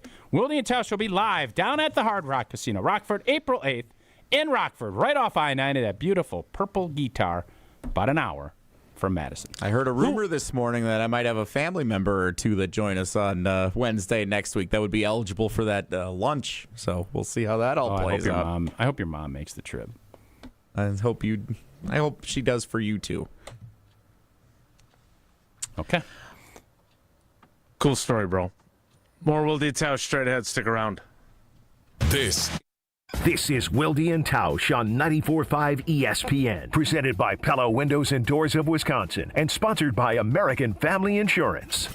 Stay up to date on the Green and Gold all off season. The Green and Gold Fix podcast is brought to you by Potawatomi Casino Hotel. Luxury stay, elite play, unwind in sophisticated comfort. Win big, dine, and experience the events in Milwaukee. If only life had a remote control, you could pause or rewind. Well, life doesn't always give you time to change the outcome, but prediabetes does. Take the 1-minute risk test today at doihaveprediabetes.org. Brought to you by the Ad Council and its prediabetes awareness partners. Wisconsin weather doesn't wait, and neither should you. At Pella Windows and Doors of Wisconsin, we make upgrading your home simple. Right now, order today and get 0% interest until 2032. You heard me right. 0% interest all the way until 2032. Upgrade your windows and doors now and pay over time without paying interest. With our 10-year limited warranty, you can feel confident in your investment. Schedule your free in-home consultation today at PellaWI.com. Certain restrictions apply. 3/31/2026. Mark Tauscher here for Iron Jock. As a former athlete, I've worn just about every type of workout gear there is, and nothing compares to Iron Jock. Their performance apparel is built to fight sweat, odor, and bacteria, keeping you feeling fresh no matter how hard you push. From the gym to the pickleball court, Iron Jock keeps you dry, comfortable, and confident. Now through April 5th, when you spend $50, you get 30% off, and you get 2 free pair of socks with the code SOCKS2. That's socks and the number 2. Iron Jock helps you look good, smell good, and keep showing up. Shop now at ironjock.com. And ESPN Radio Extra Point with Michelle Smallman. I understand it's the first game of the season. In the grand scheme of things, you could say it doesn't matter. He's obviously consistent. He's obviously an excellent baseball player. But I think it is a problem because it's symptomatic of the bigger issue with him. The issue with him is not what you're going to do in the regular season. The issue with Aaron Judge is what's going to happen when the lights are the brightest and the stage is the biggest and the moment is the most pressurized. What is going to happen for you when you need to come up in the clutch in the postseason? And when you have, albeit opening day, not as high pressure as some of these other situations we're talking about, but off the heels of the World Baseball Classic, where it was the biggest stage, the biggest moment on the biggest stage you could possibly have internationally, he came up short. So if I'm a Yankee fan, 7-0, we won. Great game. I'm concerned that Aaron Judge went hitless, even though he'll find his rhythm and probably have an awesome season. Talk about stepping up. It's time to level up your game. Introducing the all-new ESPN app. All of ESPN, all in one place. Your home for the most live sports and the best championship moments. The electricity is palpable. Step up your game with no annual contract required. It's the ultimate fan experience. Level up for more on the ESPN app or at stream.espn.com. Sign up now. I'm Boomer Esiason. My mom died from cancer. She was only 37 years old. She didn't have life insurance, and that was devastating for my family. That's why having life insurance is so important to me. Ethos makes it fast and easy. Get a quote in seconds, apply in minutes, and get same-day coverage. You can get up to $3 million in coverage with no medical exam. Get your free quote at ethos.com/play. That's ethos.com/play. Paid spokesperson. Time spent on application may vary. Online health questions required. Make your fitness goals last with Johnson Fitness and Wellness, the largest specialty fitness retailer in the country with 5 locations in the Milwaukee area. At Johnson Fitness and Wellness, you'll find top-rated treadmills, strength equipment, ellipticals, bikes, and more, all guided by certified fitness experts who match the right equipment to your goals, space, and budget. And with white glove delivery and installation, plus flexible financing options, you can build your home gym with confidence. Visit one of their stores today or online at johnsonfitness.com. You're listening to Wilde and Tausch on 94.5 ESPN. Presented by Pella Windows and Doors of Wisconsin. Call Gina Della from Pella at 855-PELLA-WI or visit online at PellaWI.com/radio.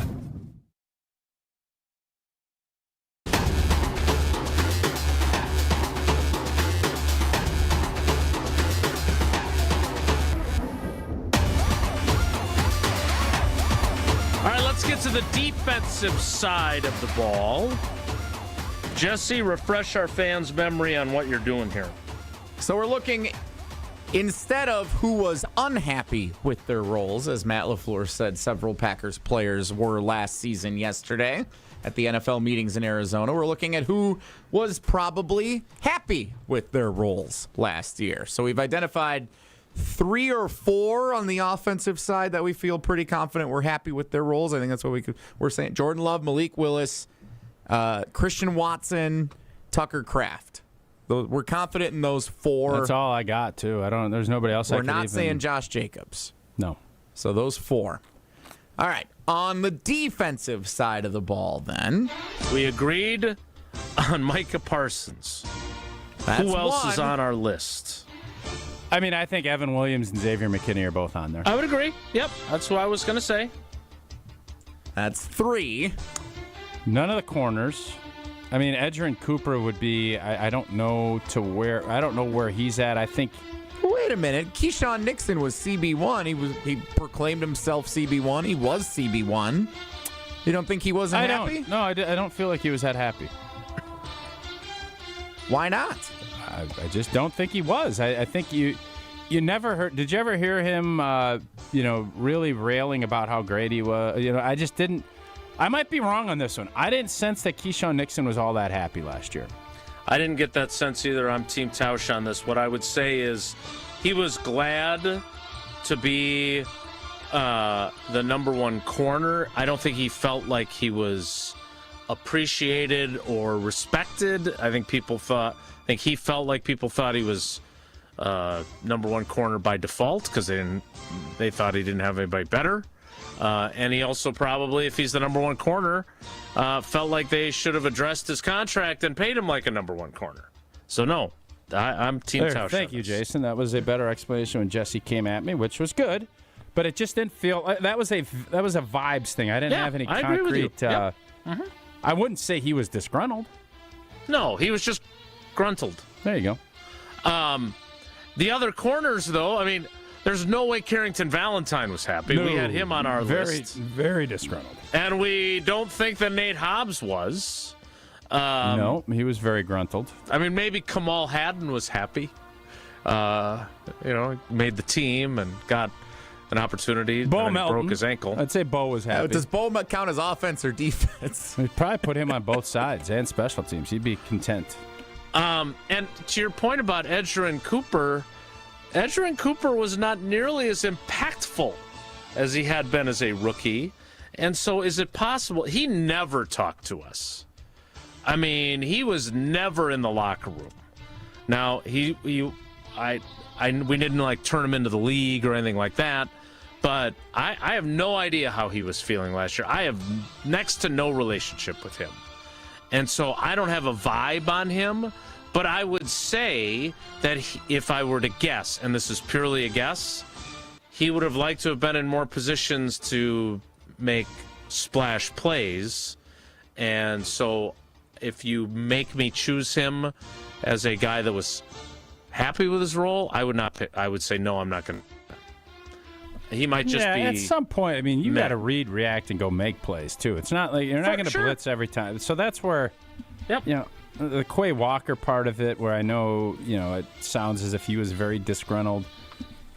he's out on the field 99% of the time. Like, go make plays. They're not. Coaches aren't telling you don't go make plays. Well, are there also, and I'm not saying I don't know if he's this guy, but as I pointed out yesterday and as I pointed out in my story today, I mean, I have the quotes in there from what he said at his I mean, he sent a pretty clear message. He was not happy. He didn't think he was used correctly. But are there guys that you have encountered during your career as a player or after that it's always somebody else's fault? It's not because he's not reading and reacting. It's because he's not being used correctly. Or they're playing somebody ahead of me that they shouldn't be. Like, I don't know Never if that's any great him. players. There have been guys that have been solid, good players, but great players go make plays. Right. Is there anyone that we're missing? Isaiah McDuffie was happy with his role. The punter. I know we don't have special teams. Colby Wooden? I don't think Colby Wooden was happy. I think Colby Wooden didn't think he was a nose. That's probably why he's over in Indy. Might be. Did you say Wyatt? I'm sorry, I was doing something else there. We did not. Sorry, I was doing something else. We did not say Wyatt. He might be. I would say he's not disgruntled. Disgruntled, gruntled, or ecstatic about we the should rule. definitely not have the ratio of disgruntled to gruntledness, and we have that. At least in our own opinion. That doesn't mean we're right, but I would bet that we ain't wrong. It is what it is. So how does it get to that point? Like, why are we here? So I think a couple of things, and I just got a text from a buddy that's this I thought was an interesting point. On Same the guy that found side. the bobbleheads at the Goodwill? Here's the battle that you're having. You have what you think are some real star players, right? And unfortunately, they got hurt. Tucker Kraft, last year in the offseason, we're going to really involve him. We're going to probably go very tight end centric. When you do that, all of a sudden the running game not maybe as highlighted. The receivers not going to get as many touches. So the balance of having a guy, and Tucker Kraft is a star. He is a star tight end. I think he is, if he's not the top guy when he's healthy, he's the top 3 tight end in the league. Micah Parsons comes in. You're going to utilize him. So does that mean some of the other guys, Rashawn Gary and other guys? Now, I'm not buying that part of it. I'm just going to look at the offensive side of it. There's only one ball. And the receiving core wants the ball. The running back wants the football. How you go about utilizing a star at tight end and how you balance that is a Matt LaFleur. That's a tricky thing. And you could hear it last year. Now that I just think back, it's a good problem to have. It is until it's not. And when it's not, then all of a sudden you maybe guys aren't running their clear out routes the way they should with the amount of speed. Like, that's where you have to be cautious and worried about it, because that spacing is important. I don't know if that is exactly what happened, but when you start looking at it, when you have star players, you need to utilize them, and you need to have guys that will accept roles that aren't. And a lot of times, it's a heck of a lot easier to do that as an older player that has been paid. It's really difficult to ask Jaden Reed and Romeo Dobbs and Christian Watson and all of these other young guys to say, hey, man, you see this in the NBA all the time. There's young guys that will just go off and they'll do their thing and their team will be mid. And they won't but they're getting all their stats. And eventually, about year 6 or 7, they're like, man, there's got to be more than just me scoring 22 a night. That happens in the NFL too, but it happens usually after they had already gotten paid, because players are selfish. They have to be. This business breeds it. And if you're going to be that way, you need to get your numbers so you get paid. And it's on the organization to figure out how to do that in a meaningful way. And it's on the players to figure out and see the big picture.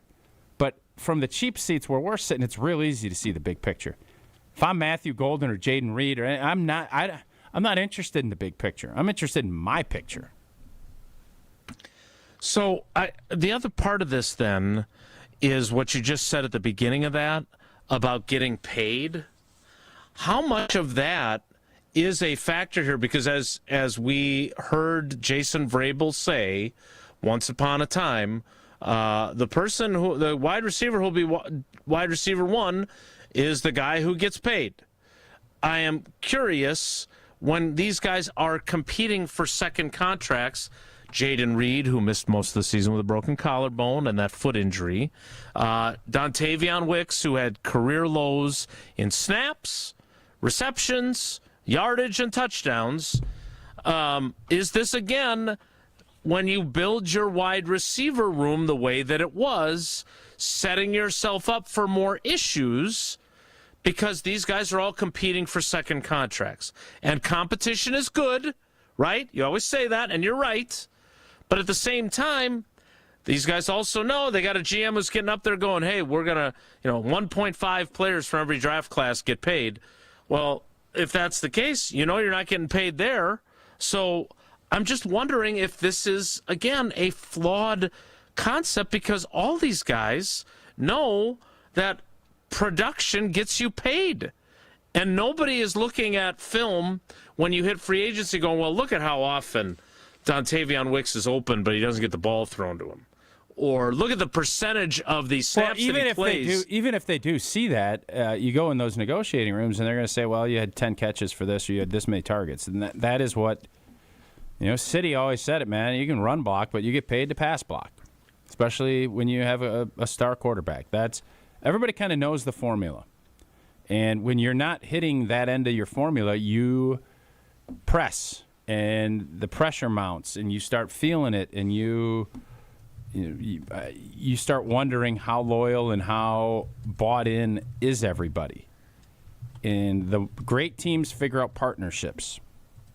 The teams that don't, it's mercurial. You got to figure out and you can't do it with everybody. I get it, but you have to have kind of a plan in place, and you need to be communicative about how you're approaching it. Sean McVay, he's got Devontae Adams in trade talks. He went and told him, hey, they didn't get blindsided by a Florio report or something else. He said, hey, we've been having some discussions here. Devontae didn't want to hear it, but I guarantee he respected the fact Sean McVay told him that. Right. Agreed. Yeah. I got John in the YouTube comments, which, again, I do check those frequently. No, he thinks that you and I are wrong about Nixon. How can you not be happy as the number one corner and you tell your team you're not playing special teams and they make that happen for you?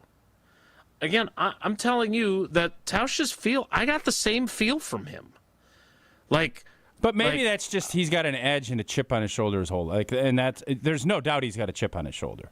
That might be part of the thing, and that's not a bad thing. But is he happy making $4 million? I can assure you he's not. Right, exactly. And I think that is he showing up to minicamp? Into whether you're happy. Will he be at minicamp? It's a great question. I have not corresponded with him. I would love to know that. If he'd like to pull an Al Harris, he has my number.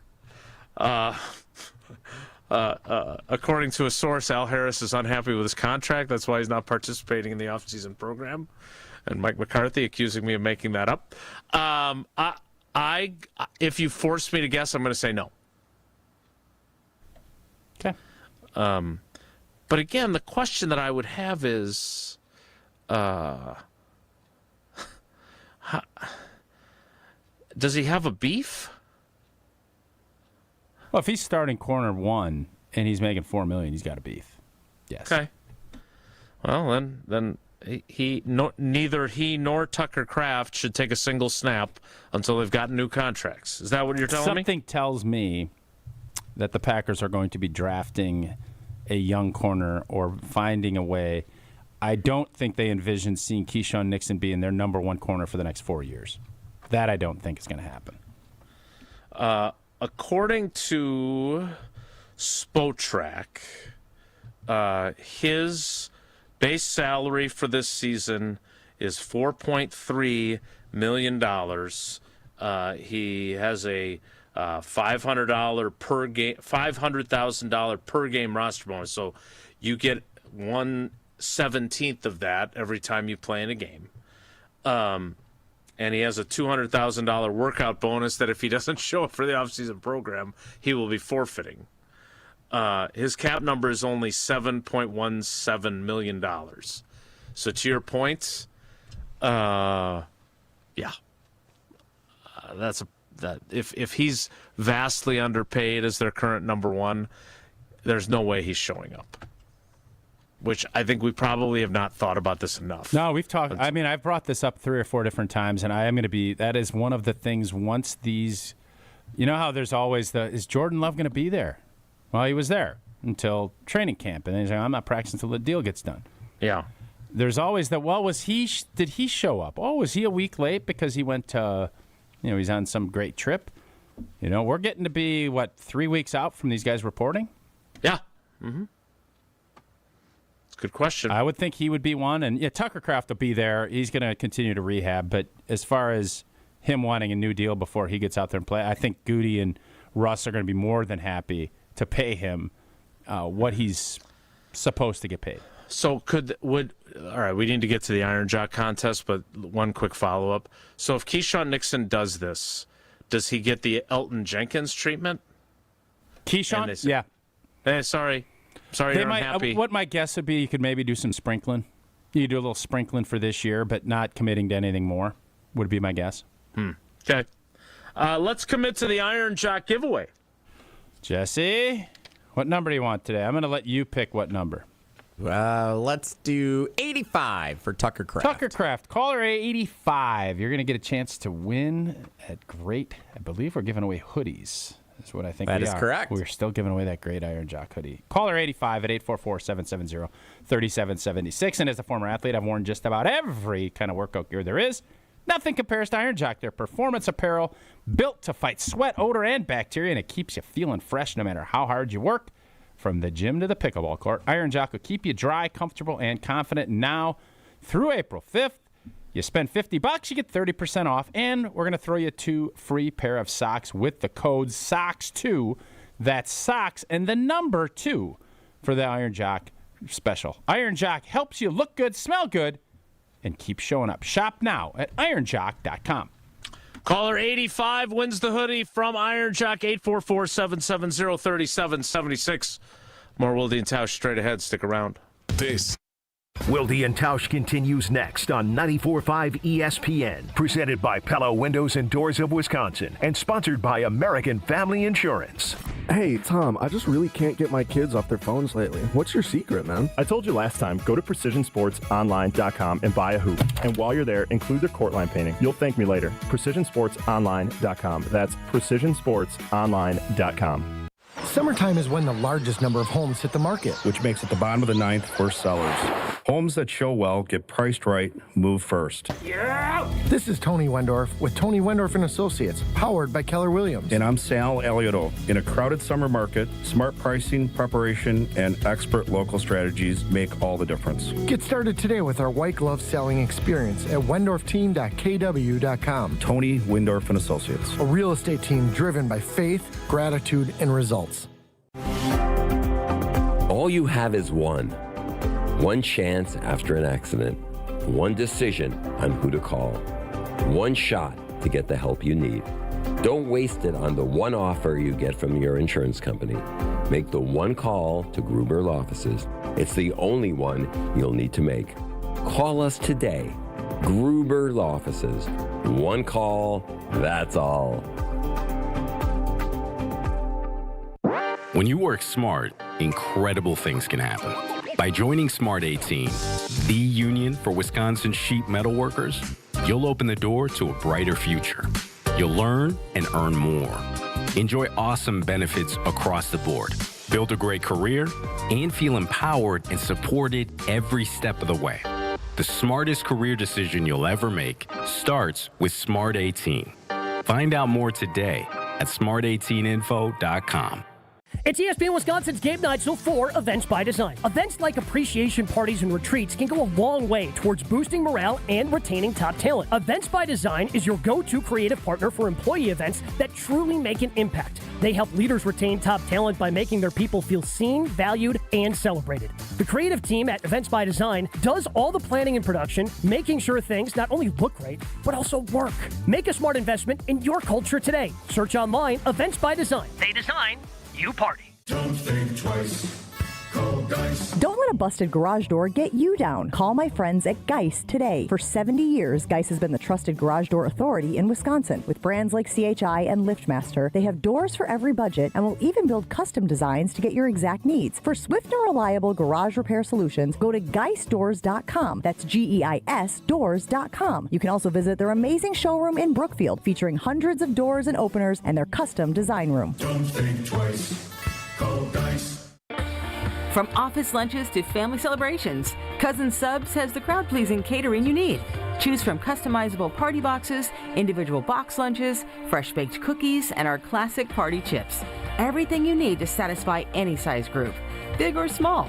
Ordering is easy online or on the Cousins app, so you can focus on the fun, not the food. Cousin Subs, we believe in better. This is Coach Greg Gard. Strong teams succeed with the right partners. Bank CMG works closely with Wisconsin business owners, offering local insight, modern tools, and honest guidance you can trust. They take the time to understand your goals and help you build something sustainable. Whether you're managing cash flow, planning for growth, or navigating change, having the right banking partner matters. When your business matters, your bank should too. BankCMG.com.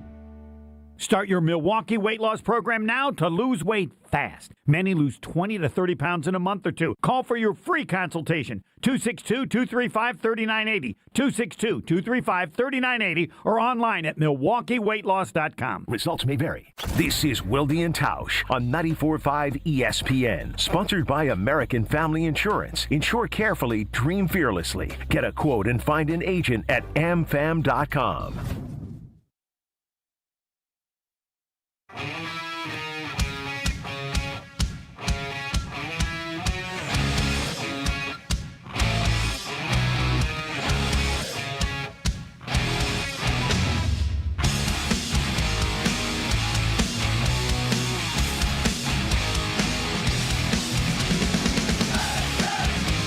So I want to get to something before the 11 o'clock hour. So I'm just going to read this tweet briefly from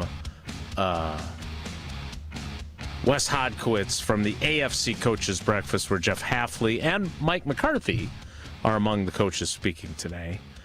Jeff Hafley on Matt LaFleur. Not only do I love him as a person, but I think he's one of the best coaches in our league.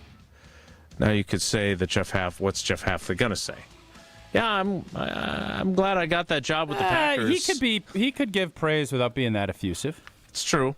I would agree, and that's what we talked about with the players as well. And by the way, that's another thing that Ed Policy said during that conversation about Matt LaFleur, that there were multiple players that came to him on LaFleur's behalf. So not everyone was disgruntled among them. But my question for you, Tausch, is do you think Jeff Hafley's going to be one of the better coaches in our league?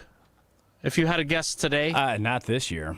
I mean, they got a full-on reload, rebuild. I'm going to say no because the odds are stacked against him. Mm-hmm. Now, he's going to get some time, and I think he's a good leader. Obviously, you guys in the press loved him because he was good. That's all great. But, as a college head coach, his track record was meh. I think he will get the most. He better get his quarterback right, and hopefully it'll be Malik, and that'll be great. But they've stripped that thing down. I mean, he's going to have to weather some storms. But the good news is, down in Miami, you're allowed to weather some storms. It's not. You get a lot of hurricanes down there. They do, and you build it properly. If you build it properly, you can withstand that, unless it's a Cat 5. And I don't think we're going to be looking at Cat 5 because the beautiful part about that is you have more of an indifferent fan base.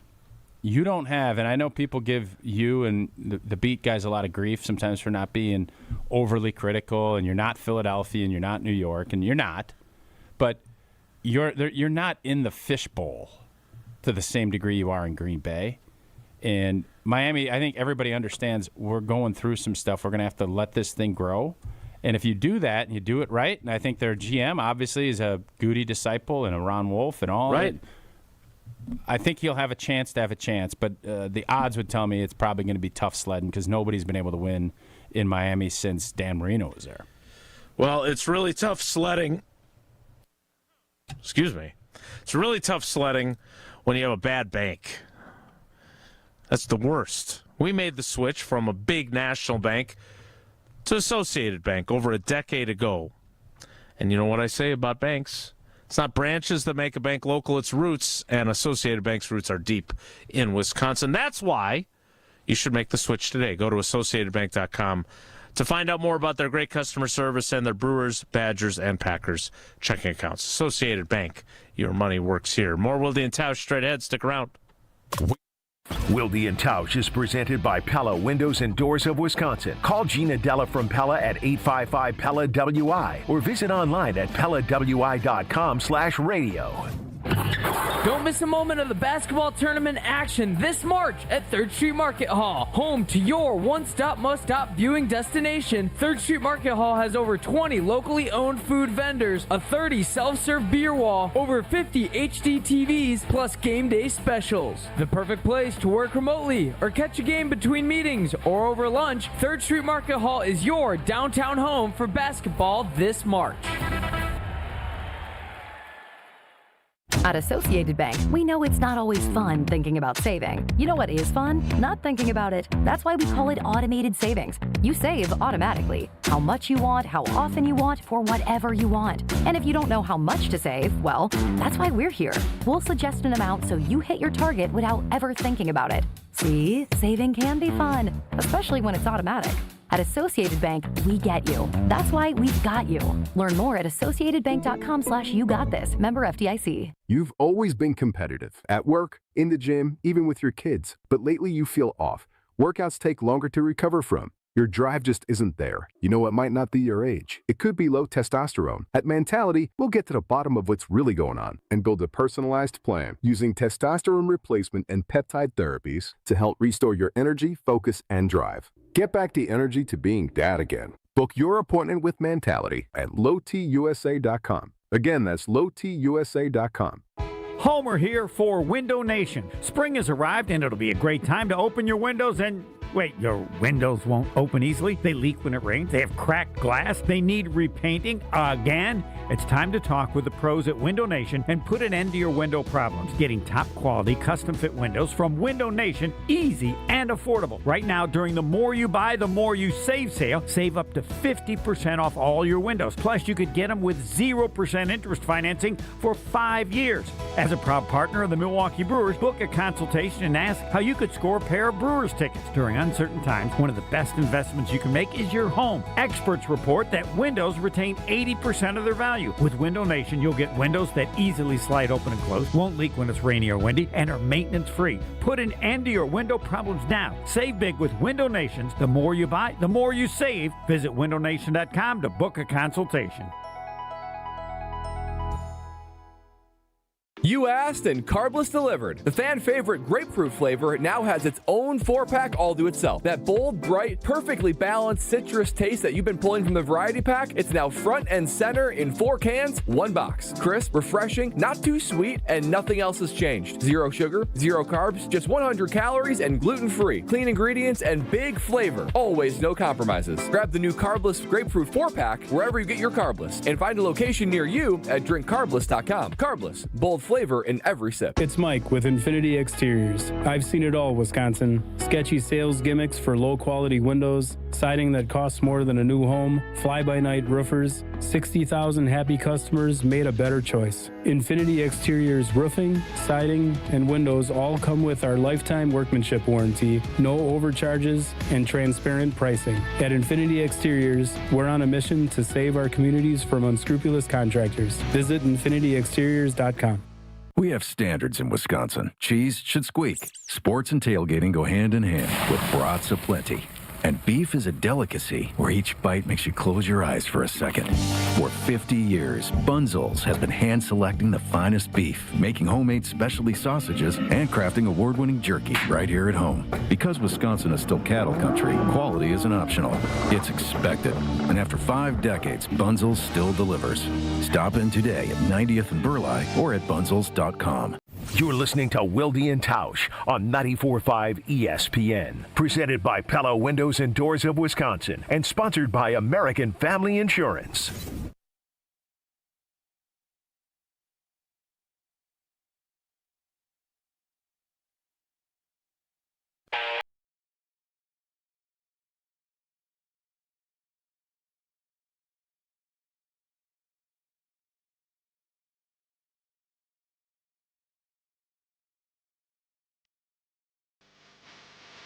All right, so Tausch referenced this a little bit earlier in the show, and we haven't talked about it much, so I want to get back to this. Matt LaFleur made a comment yesterday about the offense and about how they're going to basically tear it down to year one and like act like it's a new year. Tausch, help me understand this. Because the whole idea is that you have your core principles that you always rely on, but as you go, you're able to do different things with the people that have been in the system for a while, and you got a bunch of wide receivers and tight ends and a quarterback, and a running back now is going to be in his third year, and a number of, but not all, the offensive linemen who've been around for a while. Why would you want to tear it down and start over, essentially, in year 8 with the head coach and year 4 with the starting quarterback? Yeah, I don't know. I mean, I thought that was a really interesting quote, because you want to build off of experience and you want to kind of have an idea of what people are really good at. And it's not like you're bringing in a bunch of new skill guys. Now, you could go from where you were a run-dominant team, and obviously last year, one of the things I saw that was surprising is I think we were 52.8% pass. That's a really balanced ratio, and I think when Joe Thomas was in here subbing for me, he brought that up and said, "But put the ball in Jordan's hand." Where I agree. I think Jordan is at the point now where he can probably throw the football around a lot more than maybe we all thought. So when you start looking at all of that, trying to figure out what this offense and how it's going to go, stripping it down to the studs, I mean, that's a remodel. I don't think you need to remodel. I think you need to, all right, figure out, we got Tucker Kraft and we got Christian Watson, we're going to have Matthew Golden, we got Jaden Reed. How are we going to utilize these guys along with Josh Jacobs? And I think one of the things that you're going to need to see is the offensive line start showing some signs of improvement, and you're figuring out we have a new left tackle. We got a right tackle that's been through a lot. We got a center that's very new to his spot. What are we good at? Because all of these teams, the teams that win, they know what they're good at. The Seahawks knew we can run the football, and Sam Darnold can do some things play action wise. Right now, the question is what are the Green Bay Packers going to be good at? Right? I don't know. I don't know if they know. What do you think he actually means then? Like, what do you think when he says this? They're not really going to start from scratch. No, but I do think the run game, they probably need to reevaluate and say, what can we do? Because for all of us that thought there's going to be a lot of changes, this thing's kind of getting run back with the exception of Sheeto. Mm-hmm. So what are we going to be good at? Is this going to be more of a zone team, or are we going to do more pin and pulls and counter? What is the run game going to look like, and then how do we get the play action to marry up to that? Because he is a firm believer in that, and that is, I think, one of his biggest strengths. So how you figure all that out, but this whole concept of when Rodgers and him stripped it down and did that, and trying to marry Aaron's knowledge base that he's had for 15 years, whatever year it was for him, and Matt LaFleur's system, that made a lot of sense to me. This, I don't think it's stripped down. I think what it is let's get back to the basics. That is what I think is more in line with what I would anticipate him doing. Well, I'll be curious if that entails a change in the run approach in which they say, Josh Jacobs, we love you, we love your toughness, we love your leadership, but we want to run the ball the way we want to run the ball, and we're going to make some adjustments to that. Whether that's if you're going to do that, why would you keep Josh Jacobs? Because you think he can still be effective in that way.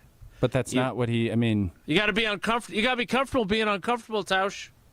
Yeah, but I want my players that have been around and are really good. I want to utilize them in what they're really good at. So then next year he'll be disgruntled with what his role was this year because they ran more outside zone. Well, I don't know did they end up doing anything with his contract, or are they just running it? As far as I know, based on where things are listed on this Spotrac site, his contract is what his contract is. They did not make adjustments to it. Huh. Well, you're going to run it back with him, and he is a really good tailback, but is it the way Matt LaFleur wants to play without a gun? And I don't know, does Jordan Love like being out of gun a lot more? I think he does. But I'm telling you, and I know that was a big point of contention with one of the media reviews last year or 2 years ago, with it's more effective to run play action out of under center. Mm-hmm. I don't care who you're talking to. Ask any defensive coordinator. Ask any defensive player. And I'm telling you, when they're in gun, you're looking at it like they're throwing the football. Yep. And until then, yeah, you'll get some runs out of it. But, man, when you're under center, it's first down. You get your guys popping pads, coming off, and selling runs. It gets linebackers moving. It forces defensive linemen to take a false step. There's just a lot of things that go into play, and you have to think. Defensive players don't want to think. They want to go. Mm-hmm. And the more you can make them think, the more effective you're going to be on offense. You're right. You're right again. All right. We need to get to the 11 o'clock hour. You heard Evan Cohen earlier, and apparently he doesn't especially enjoy vacations. Well, maybe the perfect vacation for him is the next time he's in Milwaukee to just swing by Potawatomi Casino Hotel, because you don't have to hop on a plane or board a cruise ship to feel like you've escaped. Your next getaway is waiting for you right there in Milwaukee at Potawatomi Casino Hotel. Start with the stay. The biggest hotel rooms in Milwaukee, nearly 500 beautifully designed rooms and luxury suites that are perfect for a weekend reset, a date night, or celebrating something big. And they're all just steps away from everything that's happening inside. And if you're hungry, you've got all kinds of options. Premium steaks at Dream Dance Steakhouse. Pizza, burritos, quick bites at the Marketplace. Rockin' Brews with that great salmon and that high-energy vibe.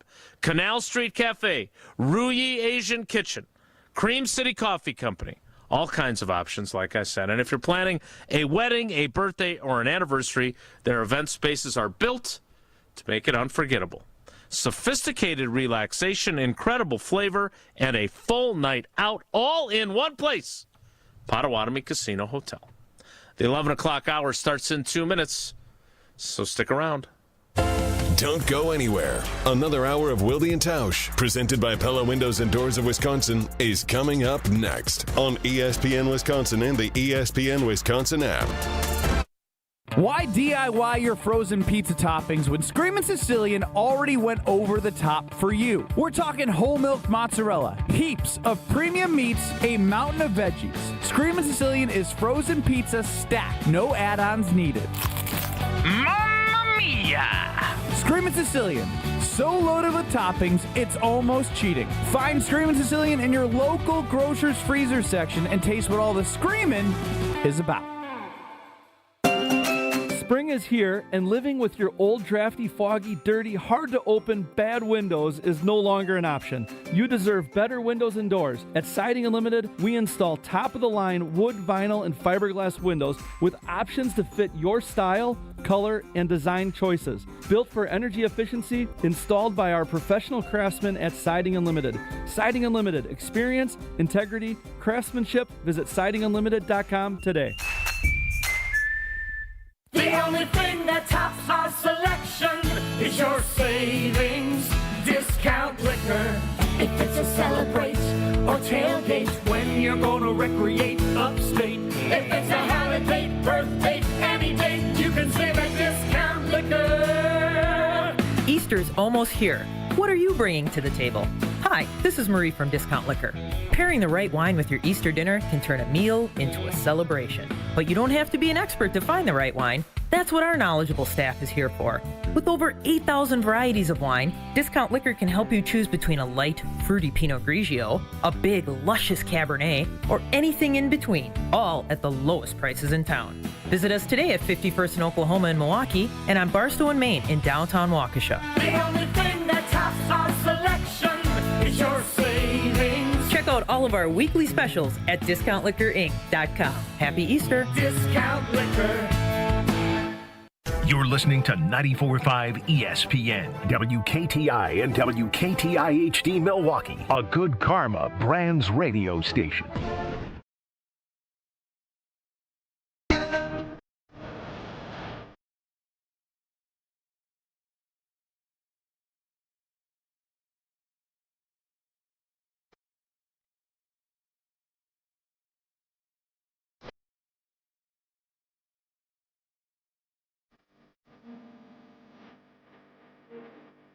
Wilde and Tausch begins now. And as I said when he returned yesterday, and as I always say, we're always thrilled when old boy comes back after he's been on a assignment or sabbatical or wherever he may be. But it was interesting that a few of our cousin subs disagreed with him on some topics. We had one from Joe Thomas, and we had one from Bill Schroeder. Disagreed with who? With me? With you? Oh, no, yeah. People don't disagree with me. We got I completely disagree with Tausch.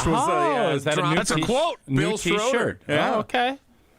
Well, it's going to be on the back of the T-shirts that say I agree with Tausch. But John Anderson said something interesting while you were gone when he was the cousin sub of the day. Cousin subs, we believe in better. I think that was on Wednesday of last week. I believe that's correct. Jesse's got that queued up. So, Jesse, without further ado, let's hear from John Anderson. Right now, I see Matt LaFleur like me betting on Sergio Garcia in the majors. I'm going to say no until he finally wins one. Then I go, boy, I'm wrong. Of course, my record is 140-1, but I'm wrong. So I would like to be wrong. But even at that, I'm going to be like, 12-3 if I'm wrong. And so that is I just see some game management things, the way things go, the lack of intensity, the fact they can't play two halves together. All those are more coaching than specific player development things, because he's clearly had some success there, But I watch how you make this brilliant game plan when you put in Malik Willis and you run it a billion times, and they know you're going to run it against Indy, and yet you're effective to the tune of whatever it was, 180 yards in the first half. And then the next week you go to, I believe it was Nashville, and everybody's like, okay, here we go again. We're going to run it 50 times and throw it 10, and you come out slinging it, right? So he's shown that he can do a bunch of this stuff. I would like him to do it for the full game, for a full season. I'd really like to see him do it in January. So here's why I say. First off, before you even do that. No. Okay, go ahead. Okay. 12-3. What championship is worth a lot. But okay, continue. I mean, come on. That's absurd. I knew you were going to say something. It's absurd. That is absurd on top of absurd. Go ahead, Jason. Well, so this is an instance not. I brought up the people who disagreed with you. He was disagreeing with me. Like, I think Matt LaFleur is a good coach. I did not think he should be fired. I thought maybe if Ed Policy had reacted emotionally, which we talked about, he did not react emotionally. I thought maybe there would be a change. But he was disagreeing with me. John Anderson and Josh DiMaggio are Matt LaFleur doubters. Doubters, as good old Frank Novak used to say. So when you hear him say that, it gave me pause, and I thought, well, am I not critical enough of LaFleur? Because I thought that was pretty telling that that's how John Anderson feels about the old ball coach. Well, he hasn't. What did you think? Yeah, he hasn't won a championship, and all of these coaches that have success and the winningest coach in the history of the NFL through 3 years, those things, they're great resume builders until they're not. Then they become an anchor around you, and the pressure builds when you're a head coach of the Green Bay Packers. It's about winning championships. This isn't you're in Cincinnati and you can get to an NFC or an AFC championship game or a Super Bowl and then you get another 7 or 8 years. That's just not how it works. And I think fans' frustration is, well, we can't get over the hump. And then you hear LaFleur yesterday talk about stripping it back down to the first year. And there is a group of fans. I don't think it's a majority by any stretch, that feel like Matt LaFleur is never going to get this team over the hump. We've had very close calls. Obviously, the COVID year. There's been teams that I think people feel have been good enough having a lead going into the fourth against the San Francisco 49ers to go to an NFC Championship game. The Sergio Garcia reference, I can't. Like that's absurd. So that one, if you're wrong once, the guy's a world champion, and if you're wrong twice, he's in the Hall of Fame. Mm-hmm. You could say. Good point. There's a lot of things, and we always will revert back to it's hard to win a championship. Yeah, it is. But it's something that is the expectation when you're the head coach here compared to other places. And all of the criticism levied at him is fair. Not all. A vast majority of the criticism where he himself had the talk when he was at this breakfast yesterday about guys not knowing their roles. And then those are things that is coaching. And then the clock management and some of the emotionality that I've discussed that I thought he got better at last year. Those are all things that I think Matt LaFleur has to continue to improve upon. But I do think he is a good football coach. I think he does a lot of things really well, but there are some things that he hasn't figured out yet to get his team to where he wants to go. Will he get there? Boy, it's hard. I would have never guessed Sergio was going to win a Masters. I would have thought he'd won a British Open or something, but all it takes is one season, one special season where you stay healthy and things click. Mm-hmm. That could be this year. Last year, we all have had the many discussions. If the ball is thrown out and Christian Watson comes down with it and they go and pull up by 16 and Micah doesn't get hurt and Xavier McKinney intercepts the football. Yep. None of that happened, and they could not get off the mat from that game. That was a bad omen. I mean, that obviously, from Matt's standpoint, that's we can't finish. Okay, couldn't finish the season. And those are the critiques that I think are very fair to be levied at Matt. I would agree. Now, the only pushback I have on this, because I don't think fans should temper their expectations. I don't think they should want Super Bowls. I don't think they're wrong to want Super Bowls. I totally get it. I was leading the charge of, look, I still believe this team is playing in the NFC Championship game at minimum if Tucker Kraft and Micah Parsons were healthy. I get it. Excuse making, however you want to view it. Are you saying that if they had won the division? Because I don't think they were going into Seattle even with those guys and beating them. Yeah, but I'm saying if they win the division, they're hosting. Yeah. And then maybe they're playing Seattle. Maybe Seattle still gets the number one seed, and they're playing Seattle in the NFC Championship game, and they lose. But the thing that I push back on the absolutists of if you're not winning Super Bowls, you suck, is some of the most storied franchises in NFL history have longer droughts than the Packers do, right? 49ers have been to a couple of Super Bowls, lost them both. That's better than what the Packers have done. The Dallas Cowboys, who won 3 out of 4, or whatever it was, with Aikman and Emmitt Smith and Michael Irvin. It's been 30 years since they even won a playoff game, right? Or at least reached an NFC Championship game.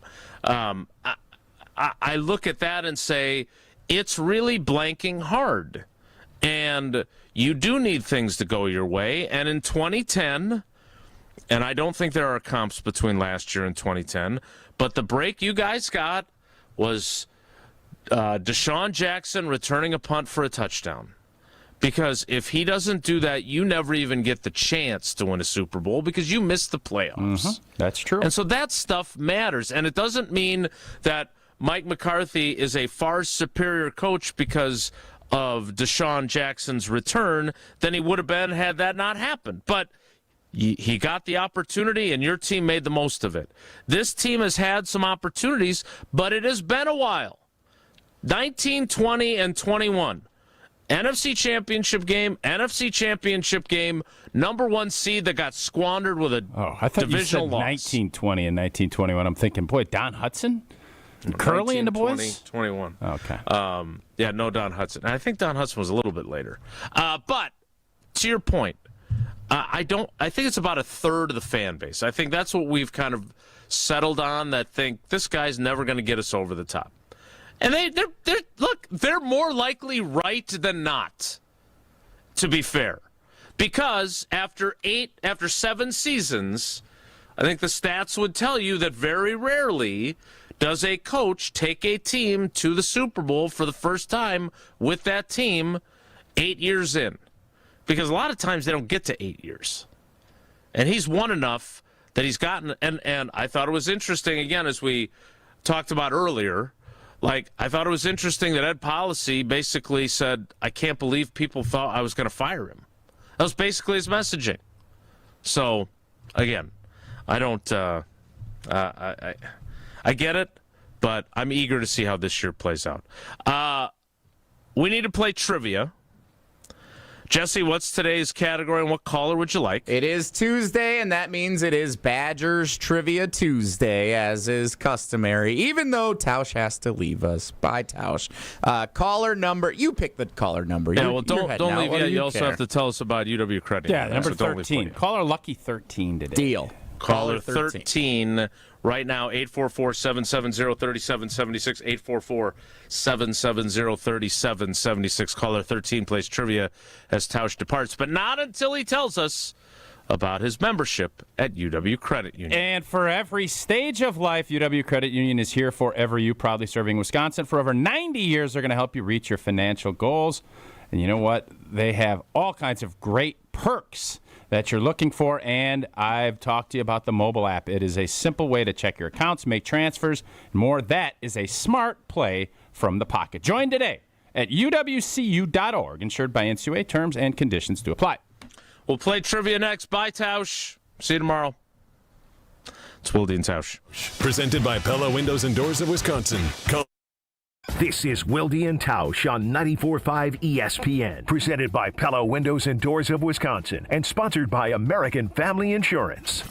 National Player of the Year. Paint left hand, and the game is tied. Kids magical. Wisconsin legend. Dump it inside. Dump back in. It's Kaminsky.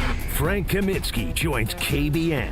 Who was your favorite teammate of all time? See, it's a baiting question because you want me to say you. On the Yingling Legends Live. No, I'm not. What? No, it's not. It's not me. You were annoying to play with. Yingling, America's oldest brewery. Now available in Wisconsin. DG Yingling & Son, Pottsville, PA. Enjoy responsibly. From office lunches to family celebrations, Cousin Subs has the crowd-pleasing catering you need. Choose from customizable party boxes, individual box lunches, fresh-baked cookies, and our classic party chips. Everything you need to satisfy any size group, big or small. Ordering is easy online or on the Cousins app, so you can focus on the fun, not the food. Cousin Subs, we believe in better. $2.3 million. A recent Schwab survey of Americans says that it takes $2.3 million to be wealthy. Well, you may have had your financial plan set on a bigger or a more humble number. But if you're looking for added insights on how to get there or how to avoid some tax pitfalls on the way, Annex Wealth Management is ready to listen. Mark Tauscher here, and whether your situation is complex or simple, the Annex Wealth Management team can give you wealth expertise and guidance on reaching your goals. Annex Wealth Management. Know the difference. March into big savings at Exterior Pros and Baths. Refresh your home this season with energy-efficient windows, durable roofing, beautiful new siding, or a stunning bath remodel and get $3,000 off your project. That's $3,000 in instant savings during their March savings event. But this offer won't last long. Call 262-800-4274 or visit extpros.com today. Exterior Pros and Baths. Big savings done right. Life's better with American Family Insurance because we know you love working weekends. If it means working on your dream home, both inside and out. And we're here to help protect those dreams so you can enjoy peace of mind. Save up to 40% when you bundle home and auto. American Family Insurance. Get a quote and find an agent at amfam.com. Products, pricing, and availability vary based on the way you purchase insurance and by state. Some exclusions apply. American Family Mutual Insurance Company, SI, and its operating companies, 6000 American Parkway, Madison, Wisconsin. Wisconsin weather doesn't wait, and neither should you. At Pella Windows and Doors of Wisconsin, we make upgrading your home simple. Right now, order today and get 0% interest until 2032. You heard me right. 0% interest all the way until 2032. Upgrade your windows and doors now and pay over time without paying interest. With our 10-year limited warranty, you can feel confident in your investment. Schedule your free in-home consultation today at PellaWI.com. Certain restrictions apply. 3/31/2026. Come grow with us at Glenroy. For more than 6 decades, our family-owned company has built its reputation on quality, reliability, and providing strong career opportunities in our community. As the packaging industry rapidly grows, so does Glenroy. Here, you'll find competitive wages, a clean, modern workspace, fully vested 401k, yearly bonus award, and the chance to build a manufacturing career with purpose. Apply today at glenroy.com/careers. That's GLENROY.com/careers. When you work smart, incredible things can happen. By joining Smart 18, the union for Wisconsin sheet metal workers, you'll open the door to a brighter future. You'll learn and earn more. Enjoy awesome benefits across the board. Build a great career and feel empowered and supported every step of the way. The smartest career decision you'll ever make starts with Smart 18. Find out more today at smart18info.com. You're listening to Wilde and Tausch on 94.5 ESPN. Presented by Pella Windows and Doors of Wisconsin. Call Gina Della from Pella at 855-PELLA-WI or visit online at PellaWI.com/radio.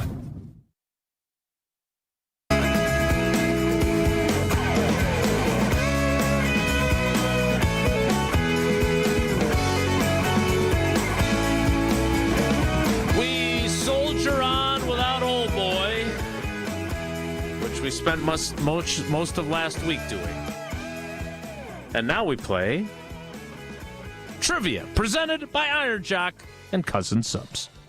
Wilde and Tausch Trivia is brought to you by Iron Jock, performance apparel that actually performs. No stink, just performance, and proudly Wisconsin built. Shop now at ironjock.com. And by Cousin Subs. It's lobster season at Cousin Subs. Their lobster salad sub is fresh, flavorful, and only here for a limited time. Try it today. We welcome in our contestant. It is Steve in Pewaukee. Steve, good morning. How are you today? Good day. Doing good. Thanks for having me. Sorry you don't get Tausch. You're just stuck with Jesse and me. The category is Badgers Trivia Tuesday. Question numero uno is this. In which popular vacation destination is the NCAA Men's Hockey Frozen Four, including the Wisconsin Badgers, taking place this year? Is it in Las Vegas, Nashville, or in Los Angeles with Evan Cohen and his family, even though Evan doesn't like vacations?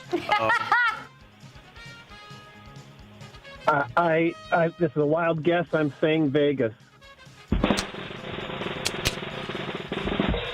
Jesse is pushing for the powers that be to let him go cover. No, all of us. I think all of us go. We share a room. Hit the you can buffet. Stop. You can stop. Little right Cirque du Soleil. Right there. I'm in on Cirque du Soleil. I'm definitely in on buffets.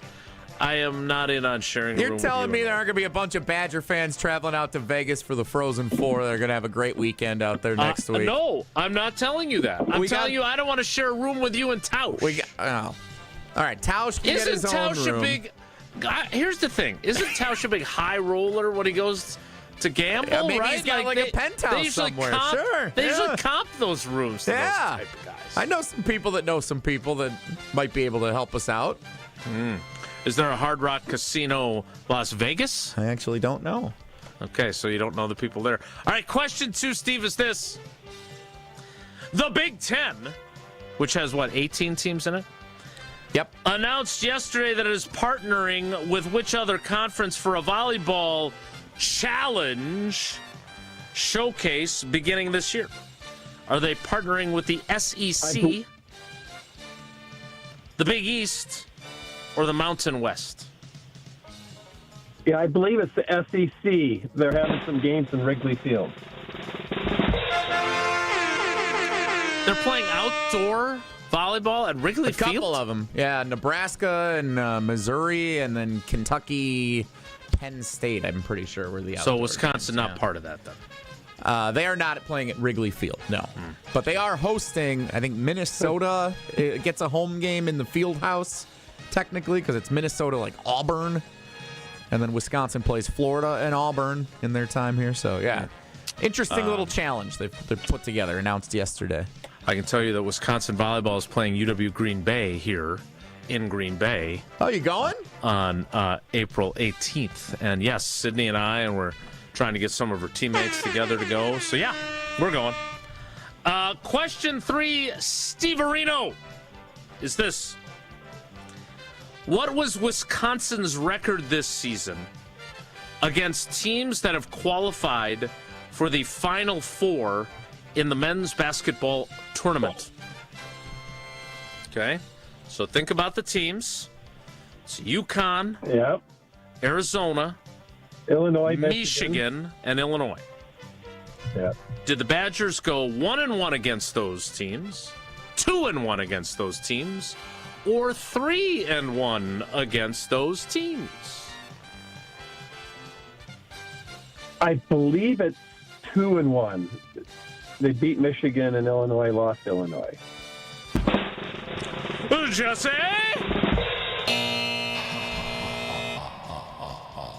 And the perfect weekends. Close, Steve. They did, in the regular season, beat Michigan and Illinois, both on the road at their places. Then in the Big Ten tournament, they beat Illinois before losing to Michigan. 3-1 Wisconsin against teams that are in the Final Four. But then there are some hosts on our airwaves that are saying that they're closer to being a mid-major than they are to being a top team in college basketball. I don't know to what you're referring. That's the first I've heard of it. That's not true. Well, Steve-O, you got 2 out of 3, which ain't bad, as Meatloaf taught us. I mean, you got 3 of the possible 4 entries into Friday's drawing. Good work. We appreciate your loyalty to the show, buddy. Thanks. Thank you, gentlemen. Have a good day. Love you guys. Is Wilde and Tausch Trivia presented by Cousin Subs and Iron Jock. With Tausch having departed, we are on the cusp at 11:30 of having potentially the lengthiest Whoa Nelly in a very, very, very long time. Well, it's true. Yeah, in a very long time, no doubt about it. Yeah, maybe not record-settingly long in the history of its existence, but it's going to be a long one, so I apologize in advance. Whoa Nelly is next. Way to sell it. Wilde and Tausch.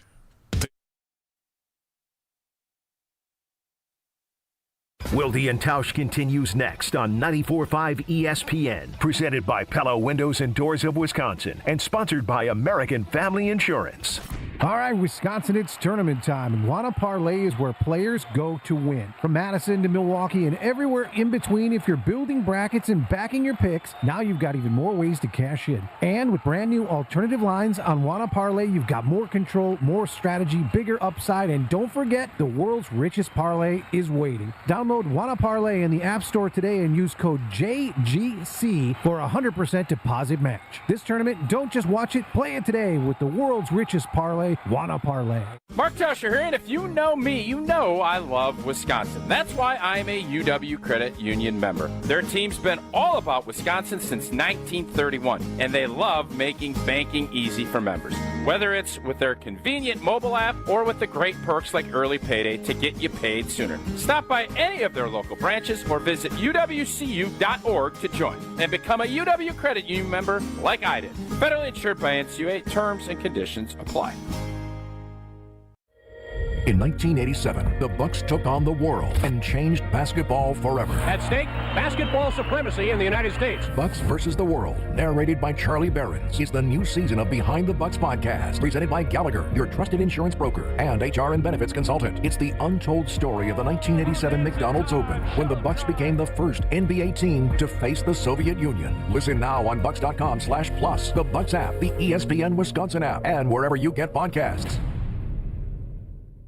So the body knows that it needs to heal itself, but it doesn't know how to concentrate it and target it into just one area. So that's where we come in. By we, Dr. Ashley Caravelli means the nation's leader in regenerative medicine, QC Kinetics. We put in those treatments, then it sends out like little signalers to your body. We're able to make the body focus on the areas that need the most healing. QC Kinetics has gathered brilliant medical minds like Dr. Caravelli and Dr. Mitchell Scheinkup, a pioneer in the field of regenerative medicine, to lead the way in these innovative pain treatments. So at QC Kinetics, we have a whole team working nationwide with cutting-edge research to reach our patients and treat them and know that surgery is no longer their only option. The consultation is free. Find out if you're a candidate. Call QC Kinetics today. Call QC Kinetics, 414-240-2298. That's 414-240-2298. 414-240-2298. Don't miss a moment of the basketball tournament action this March at 3rd Street Market Hall. Home to your one-stop, must-stop viewing destination, 3rd Street Market Hall has over 20 locally owned food vendors, a self-serve beer wall with 24 beers on tap, over 50 HD TVs, and of course, game day specials. It's the perfect place to work remotely or catch a game between meetings or over lunch. 3rd Street Market Hall is the downtown home to basketball this March.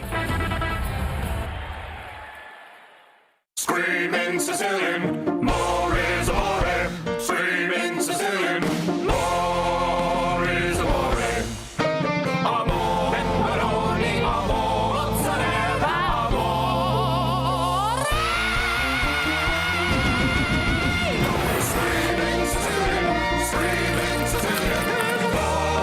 Screamin' Sicilian frozen pizza. More toppings, more flavor. More is amore. Ben Brust here for the Princeton Club. If you're looking for your better tomorrow, you know where to go. It's the Princeton Club. If you're looking to grow, it's also the Princeton Club, because they will cheer for you in all areas of your life. The best way to do that is to start a foundation of having a healthy body, and your growth will start from there. With the cleanest health clubs in Wisconsin, they provide everything for you to reach your goals. Start your better tomorrow today and grow in all areas of your life at the Princeton Club. Join for a better tomorrow. This is Wilde and Tausch on 94.5 ESPN, sponsored by American Family Insurance. Insure carefully, dream fearlessly. Get a quote and find an agent at amfam.com.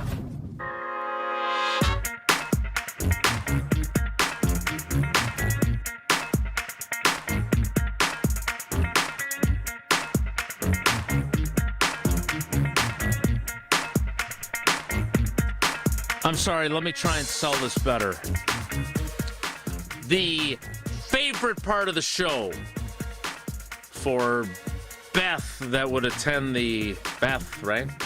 Barb, Beth. That would attend the. She doesn't mind. Barry Alvarez show at Ruth's Chris Steakhouse of Usher George and Jesse's mom, who have got it going on when it comes to this segment, but really nobody else.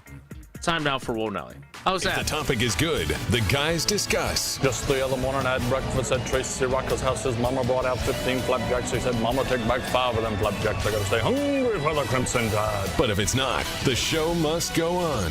It's time for Whoa Nelly on Wilde and Tausch. Why did Sean McVay at the NFL meetings offer up to reporters that they had contemplated trading Davante Adams, but then decided not to? Like, I don't understand what the value is there. He said yesterday, meeting with the reporters, just like LaFleur did, Sean McVay of the Rams, quote, "If we felt like it was best for our team, we would have done that.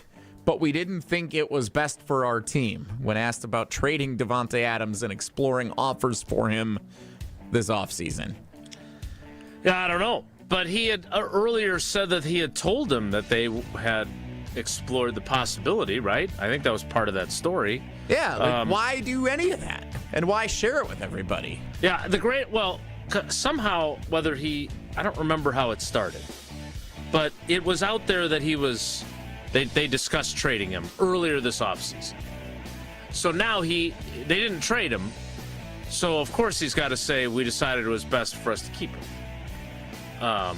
But yeah, I don't know. I mean, I understand why he said what he said yesterday, because it was out there previously that they explored trading him. My question would be, why did you explore trading him? Because you've got Puka Nacua, who, this reminds me of the one thing Goody and I disagreed on vehemently, and I still believe I was right about this. Jordy Nelson. Yes, so his explanation to me, we were in Indianapolis. It was in 2019. It was before the pandemic. I think that was the first year where I drove to the scouting combine, which 7 hours is a long time for me in the car. My max is about 3.5, but we did it and it was fun, and I put in for the mileage. But I sat with him and I said, look, I know you don't care what I think, but what was your reasoning behind moving on from Jordy last year when he wanted to play basically one more year, and both Rodgers and Davante said that he was ready to take a 1-year, $2 million offer from you to stay until they told him, dude, you can't get lowballed to that degree. And he acknowledged the contract, and then he said, my greatest concern was that if he was still here, that it would stunt Davante's growth as the number one wide receiver. And my response to him was, you realize that Davante was already the number one wide receiver in 2017. Like, you know the story, Jesse. I tell it all the time. Rodgers loved telling the story about that game in Dallas. And again, if Rodgers doesn't break his collarbone that year, that 2017 team is a playoff team and maybe a contender for the Super Bowl. They're off to a 4-1 start that year. He gets hurt the following week in Minnesota on like the opening drive or the second drive. But Davante Adams runs a route. They don't connect in the end zone. It's incomplete. And Davante Adams comes back to the huddle and says to Rodgers, throw a better damn ball and we'll score a touchdown. Run the same play again. And what happens? That's exactly what they do. They score the touchdown. Davante celebrates by chucking the ball into the wall, if you remember. He's the guy. He is him, as the kids say. So Jordy Nelson already knew. Aaron Rodgers already knew. And Davante Adams already knew that Davante Adams was the number one wide receiver. So that argument did not hold water. But again, my opinion doesn't matter. But I'll tell you this, the quarterback and the two wide receivers' opinions should have mattered. Whoa, Nelly! You will not get your dream come true this year or the following year. Let's put an end to that right away. The NFL announced yesterday at the NFL meetings the next 2 teams that will be featured on the preseason version of Hard Knocks. This year, for the first time since the show launched in 2001, it's the defending Super Bowl champion, Seattle Seahawks, who will be featured in July and August. And next year, they've already announced the New England Patriots will be the team that is featured on Hard Knocks for the 2027 training camp and preseason. What are you shaking your head for?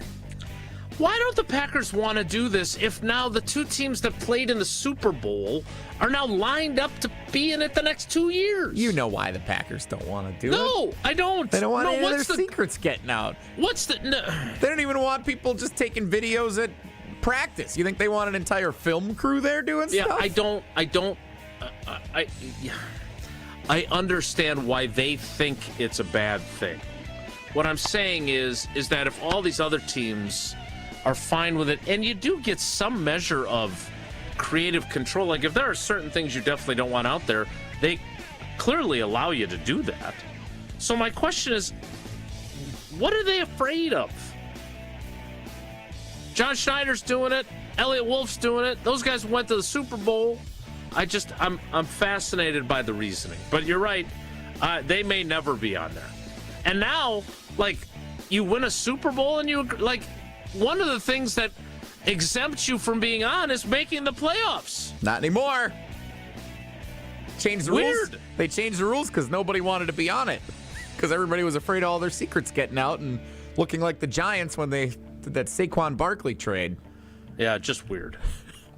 Weird. So maybe an in-season version could be coming for the Packers. Yeah. Whoa, Nelly! They do that by division, I think, in season, right? Would you settle for a different, like if it wasn't Hard Knocks on HBO, but if it was like Amazon Prime did their own documentary just on the Packers or Netflix just on the Packers, would we settle for that as opposed to Hard Knocks? Look, I mean what I say when I talk about that as a conduit to the fans. I want to bring them things that they don't get otherwise.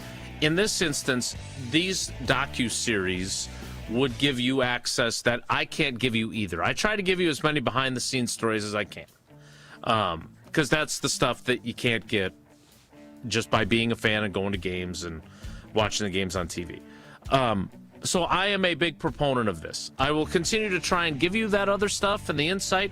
But yeah, I'd love to see the behind-the-scenes stuff that even I don't get to see. But, I would love to see the interactions between Matt LaFleur and Rich Bisaccia behind the scenes. Never asked him why he was quitting. I'd like to see that too. But it doesn't sound like that's something that they're ever going to be interested in doing. By the way, as someone who is a big Price is Right guy, Jesse knows. Yeah. But not a Bob Barker Price is Right guy? No, I love Bob Barker. Bob Barker's the GOAT. It's him and Trebek are 1-2 in game show hosting, Mount Rushmore. We just don't give enough credit to Drew Carey, who has done it for over 20 years now, I'm pretty sure. It's right around 2 full decades for Drew Carey, which is an incredible run for a game show host, and nobody gives him any credit for it. Apparently, this just came across my desk. Producer of The Price is Right defending Bob Barker, according to Entertainment Weekly, in wake of bombshell docuseries. The show was a happy place. Apparently, Barker's beauties have been on the record in this documentary. Yeah, there was talking about what a jackwagon Bob Barker was. There's this new series that's out that's it's coming after a bunch of different things, and The Price is Right was one of them. Yeah. Okay. I haven't seen it. I saw commercials for it during the Olympics. Are you avoiding it? Where is it? No, I think it was on I think you can find it on Peacock. I think it's on it's on one of those NBC channel E or whatever it is. It's on one of those, I think. Okay. Well, apparently there were some people that did not have a high opinion of Bob Barker. Yeah, that's disappointing, but I guess not surprising to some extent. Whoa, Nelly! Last thing, you actually mentioned this at the start of the show, and we haven't gotten to it. What you said something about the Packers might still play an international game next year. What's that? I didn't see that yesterday. So Ed Policy, or as Tausch likes to call him, Mr. Policy. Ed Policy. That's what you're calling him now. Spoke last evening with Domofsky and Schneidman and Ryan Wood and Wes and the whole crew that are in Arizona. And evidently, so there are 2 games that have teams that are among the Packers' opponents for 2026. Uh-oh. And they didn't say them yet? And their opponents, or the matchups for these games have not yet been revealed. And so, and they will be, the Packers would be the away games. The Packers would be the away team, so they would not be losing a home game. Oh, boy.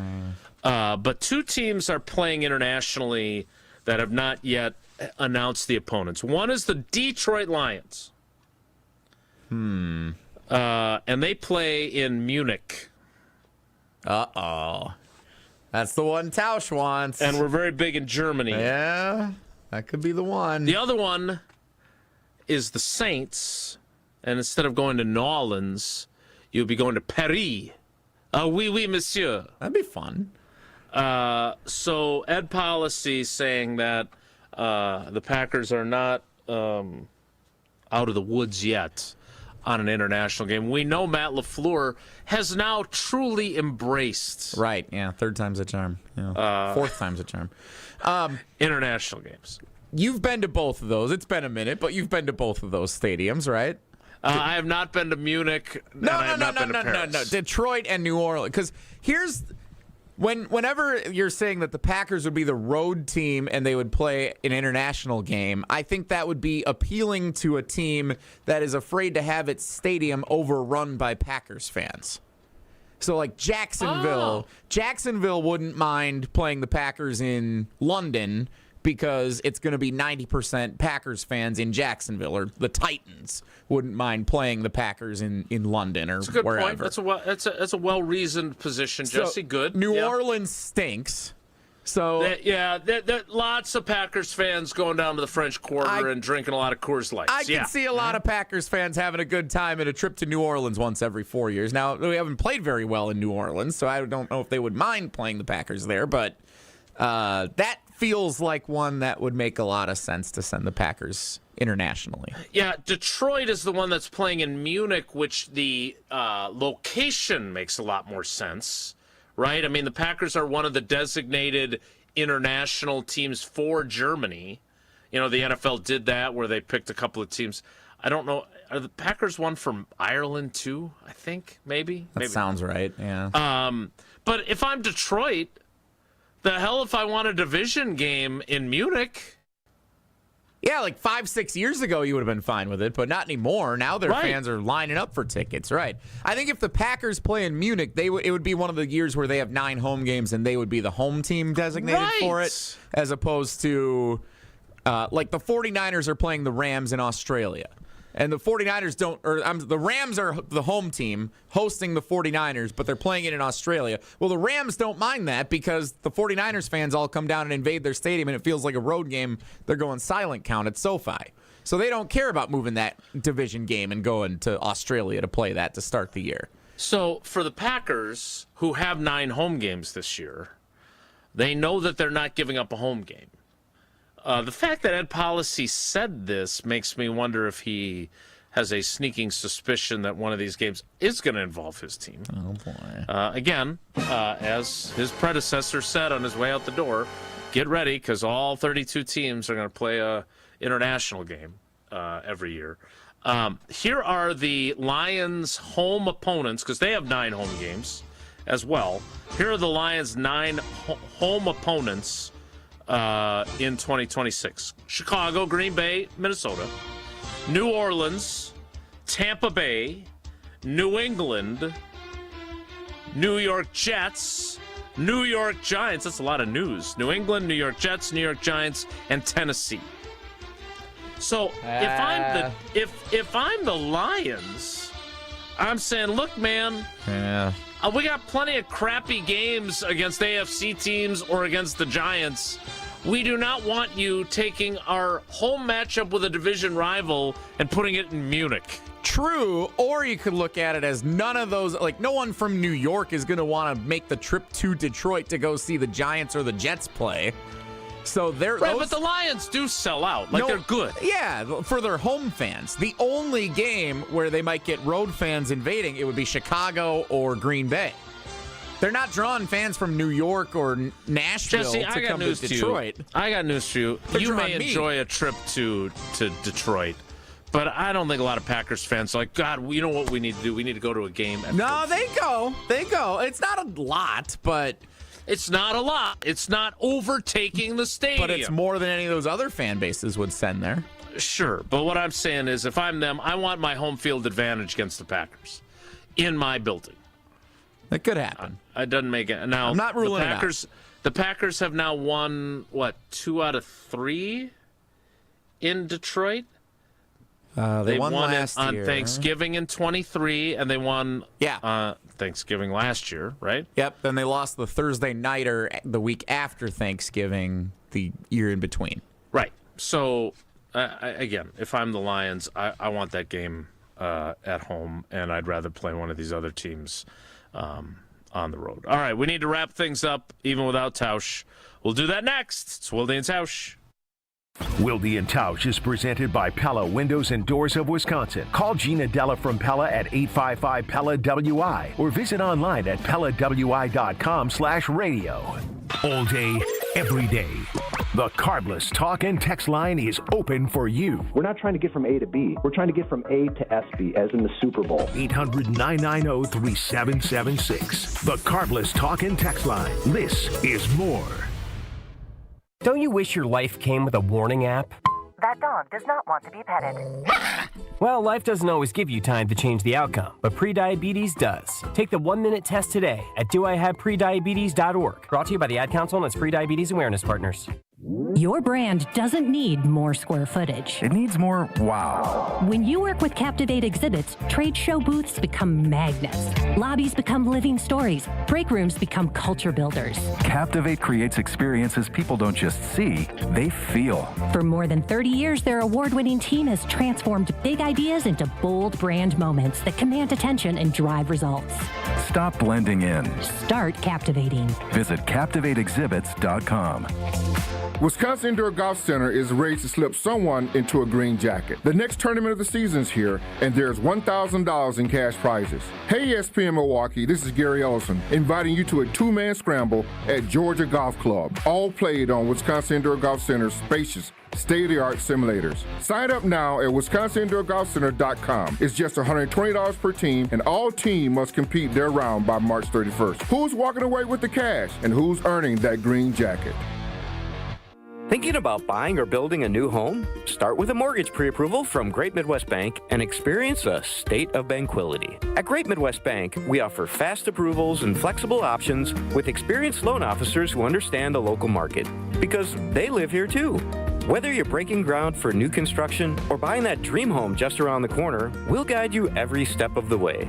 Bank with confidence and start your journey at GreatMidwestBank.com. Great Midwest Bank, your simply local equal housing lender. Hi, this is Mike from Infinity Exteriors. Most contractors cut corners and disappear when there's a problem. Not us. Since 1997, we've completed over 60,000 projects, earned thousands of 5-star reviews, and were named 2025 Roofing Magazine Contractor of the Year. We set the standard for exterior remodeling, trusted by homeowners, proven every single day. We're excited to show you why choosing Infinity means peace of mind. Visit infinityexteriors.com to see why your neighbors trust Infinity.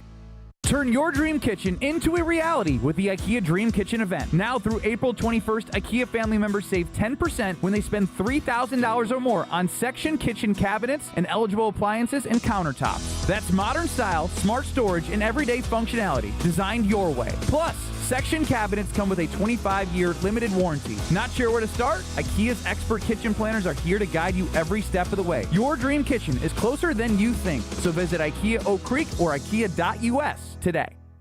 We see you out there coming up with original ideas, which is why you shop at Blaine's Farm and Fleet, because you know when inspiration rises, we'll have what you need to make it happen at prices that make it possible. Get a head start on spring savings with doorbuster pricing on Scott's Turf Builder Triple Action, $10 off. Rewards members save an extra $10.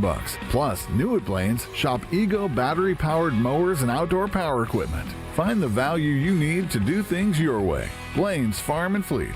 Being original.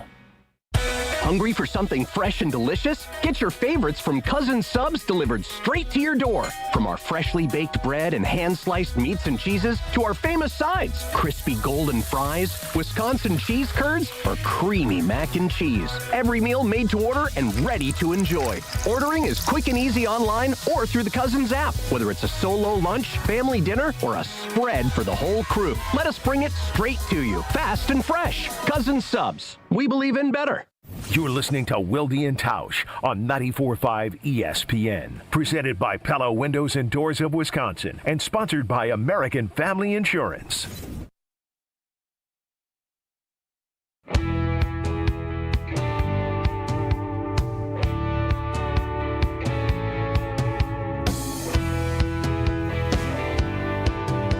We're going to get to Rich Eisen on time, but two quick YouTube comments. One from Chris. What does NFL insider Ben Brust know about the Packers international game this season? Well played. And then Green Bay shareholder. Come on, ESPN Milwaukee. Packers fans want all road division games on a neutral site. Definitely the Lions. No question we want. Another clueless statement by ESPN Milwaukee. Hey, dumbass.